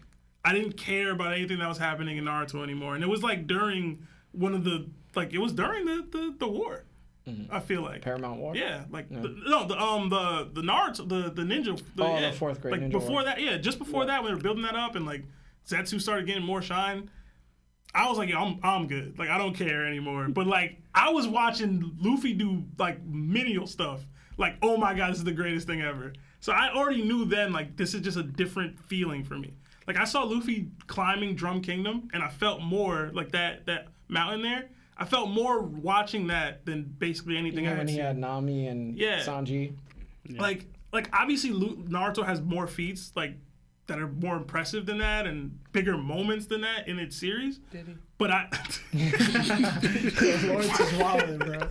But I felt more. Like I felt more for that. And like it was a difference to me. There was like a night and day clear difference between what I liked and what I was preferring and how I liked what I was reading. Yeah. So and I love the honesty because you know what? It's cool. Like you just like the show less than another show that came up that you happen to fall even deeper in love with and you couldn't continue with Naruto. And, you know, One Piece is well into, you know, its 1,100s and stuff like that. And you're still dying to see that next chapter every single week. So there's a whole different energy to it. I just wondered why the feelings you have about Naruto somehow mean automatically that its characters always lose in versus battles. You know what I mean? And those things don't translate, man. The characters walk on water. I haven't. Listen, I voted for several Naruto characters in several different DDTs. I voted for the first Hokage over Roger, if I remember correctly. Alright. I was gonna say, you say that, but you don't want Lawrence on that DDT. Every Yeah, single listen, Naruto person. Y'all think I'm wild. Yeah. Y'all think I'm bad, bro. You have the twins on the DDT, it's gonna be a whole nother. Lawrence will flip a table. You see one of these Naruto characters be a One Piece character, bro. Dude, they I'm recycle trying the to same think power which over one and over. Listen, man. Don't get me It really was the hyperventilating moment, bro. Like, it really was what ended, like, Lawrence's peak interest. Yo. And it's what ended Sebastian. He was like, yo, I don't even want to watch past this no more because the boy just hyperventilated. Bro, I say it all the They time. were like, yo, this is the weakest thing I've ever seen in my no, life. that wasn't it. And I was like, yo, but like he's going through a lot. And they were like, nah, yo. But we were already like off it a bit. Like I feel like the pain arc was the apex of Naruto. That was its high point. I do. And I'm not saying they should have ended there, but they could have, and I would have been like, okay, this was great, right? I got what I wanted. Naruto didn't become Hokage per se, but like he's loved and accepted by the village. Almost everything after that was like is that what we doing? Like I remember how excited I was for the Kage meeting. I thought it was like gonna be the greatest thing ever. It kind of was. And it was cool, but it was like everything that stemmed from that, I was like, and like you said, that's when the hyperventilation thing happened. So it was like Lawrence is so So it was just a coincidence, he says. But no, I think it's funny too that I noticed like y'all make it seem like the twins are like evil geniuses, like plotting in the background. Every time you get accused of anything, you guys are like, no, the twins. However, it's so true. It's so true though. Don't let their calm demeanor and they wall out something. Yo, you guys have seen it. Yo. Like when they wall out, they wall out. Yo, they go farther than me and Seb ever go, bro. Bro, I'm saying. And it used to be so consistent. That's the thing. They don't know that we know, bro. It used to be so consistent. It's Dofy vibes though. Like they just get away with being evil. It's just fine. Listen, man, they've turned over a new leaf, bro. They just turn over sometimes again. No Naruto pun. Yeah. Fair enough. Well, I guess I'll try to ask One Piece question before we cut it off to give time for other people. But kind of going off just the earlier question from the chat, which was kind of fun. The whole which crew would be best off, without its captain. What two crews do you think would be best off having their captains switch? That's actually a good question. And actually, an interesting one, actually. That Best one, of. I haven't actually been able to come up with one yet. I think that's kind of the cool thing about One Piece. One of those, like, every crew is kind of, like, that's the crew for a reason. So if any two just kind of had to switch places, I don't, like, maybe Law and Luffy, because there's some kind of already, you know what I mean? I have one. That was one I thought of, maybe Law and Luffy, but it'd be really hard to see, like, Zoro consistently following Law. So I don't know. Wouldn't happen. I would say Dragon and Big Mom. Straight up. Wait, so the Revs are a crew then? I would consider them a And do crew you think for that sure. the family, they would all follow Dragon and that the Revs would follow Big Mom? I don't think any of the crews would follow somebody else unless it was somebody already in the crew. But if I was to switch to, it'd be Big Mom and Dragon, because Dragon could use the resources of the Big Mom pirates, and they've also have had surveillance going on already, where Big Mom was attached to the underworld. She had connections, right? But she was also had like the surveillance Denden Mushis under her waters. But she also had connections to like people that like she had Zeph. Like immediately was just like, yo, if Zeph act out, like or Sanji acts out, I'm taking Zeph out, right? So if you put Big Mom, the leaders of the Mafia and Anonymous like switched. Yeah. And if you give Big Mom the ability to take the Revs wherever they need to like be, she would do a better job than Dragon, in my opinion, because she already has those connections with everybody. Like she's already well known. I think Dragon would do well with her resources. I don't think Big Mom is inspiring the people the way that the Revs would need to. Like she basically just put more kingdoms into the same. Like they'd be in the same like, oh, you got to pay Big Mom now. It's like I think the problem with this question is that for a lot of the ones we might come up with, that like one of them would be a really good fit for the other crew, but then the other one for one reason or another would just like it'd fall apart. Like Dragon would be really good with, like you just said, Big Mom having all of Dragon's resources would just. She'd probably do the same thing she did with. Because I was going to go Luffy to one. Big Mom. I have Because one, more. the food, and two, he'd have the respect of the people. He's fought several people there. He defeated Katakuri. They'd all respect and like, he wouldn't be terrorizing them in the way Big Mom is. Big Mom. But Big Mom not doing nothing with the Straw Hat Crew, bro. Like, Wait, it has to be that. It has to be. Wait, if I pick Big Mom for like, if I put. You gotta swap them, bro. Yeah. Oh, okay. Then, Yeah, Law, you had one. Oh, is Shanks and Luffy like a gimme? Is that a little too easy? That is too easy. Nah, I think it doesn't work either. Yeah, I don't think it works. I have one. You don't think that? I think that's the only. I think that's the closest. No. thing we've gotten There's so one far. more, bro. There's actually one more. Spit, bro. I thought. Yeah. No, I Lawrence, wanted yeah. the same thing. Roger and Rocks. Ooh. That would work. Okay. I think that's another one. So too, yeah. I was gonna say my other one would be swapping Whitebeard and Luffy. Oh, Yo, because okay. What about Okay. if you swapped out like Buggy and Kaido? Like with Buggy's name, I know it's a little crazy. What the That's a little crazy, but with Buggy's name, think about it. What? Everyone in Wano, everybody's already scared of him. He could keep using that hype, and then Kaido at the top of Crossfield would be kind of terrifying. bro, Yo, Albert would kill this man. He would, bro. Queen would kill this. Yo, Jack bro. would. You're forgetting that Bro. King thought. Huh? Okay. Yo, my guy. Yo, Buggy at the top, because they'd have to fully believe that he's stronger than them Yeah. somehow. Yeah. You know what I mean? Like, Yeah, he'd have to but everyone trick in the them. world already does. Like, he you made probably Mihawk wouldn't have to believe do it. much. Dude, see, what you're forgetting is that observation universe can sense someone's strength. Bro. Like, they get sense overwhelming power from Kaido. They're going to sense absolutely nothing from And Buggy. you're forgetting that Kaido beat a lot of them to submission. Yeah. That's why he respects Kaido. Ulti? Oh my goodness, would do to Buggy? Yeah, man, I like the Whitebeard with the straw hats a little bit. I did. Yeah. But I can't, like, the way Whitebeard goes about it, yo, Zoro not letting nobody sun him, bro. He's not gonna have the choice. He's not gonna matter, bro. He's gonna be like, yo, nah, I'm not just son, But, bro. but Zoro also would respect Whitebeard Yeah. because he's a good guy. Yeah. Like, Whitebeard isn't out here going to be demanding anything of them. And you know what's crazy? Whitebeard likes to drink. Yeah, Zoro that's likes true. to drink. Yeah. Then we got I don't Sanji, know, like, yo, my dad I is don't know. Zeph, bro. I don't know. Whitebeard like, Whitebeard like, be Like, taking when Zoro's Jinbei bows was and the they leader start of the fighting. Sun Pirates, he could have switched with Luffy. Who? the Sun Pirates? When Jinbei was like the leader of the Sun Pirates, it could be like, oh, well, damn, no, they're fishmen underwater. Yeah, that's a little rough. So, yeah. I want to add Never one. mind. It works one way, but it does not work the other way. Only because Yeah. his crew, even though he's great, I already know already. You his crew said is trash. I don't even say already. Ace and Luffy. I thought of that too. Like- that's one of the first ones I thought Yeah, of. Ace and Luffy. The Straw Hats will respect Ace. And even like for point where like Zoro, when he first met Ace, what he says about Ace, he said, "You have an awesome big brother." Bro, I have one. Foxy and Wapple. Yo, honestly, Nah, man, Fox's crew loves Foxy too much, man. They Or love him it too would much. probably be Foxy and Buggy. yeah, actually, those guys. He's not strong enough, but I feel like he'd be perfect for Kaido's crew if he was. Do you think Blackbeard and Kaido could switch? Like, do you think Blackbeard would be able to beat at least like King to submission, like Blackbeard and Kaido? Nah. Whitebeard ain't being Blackbeard ain't being king, bro.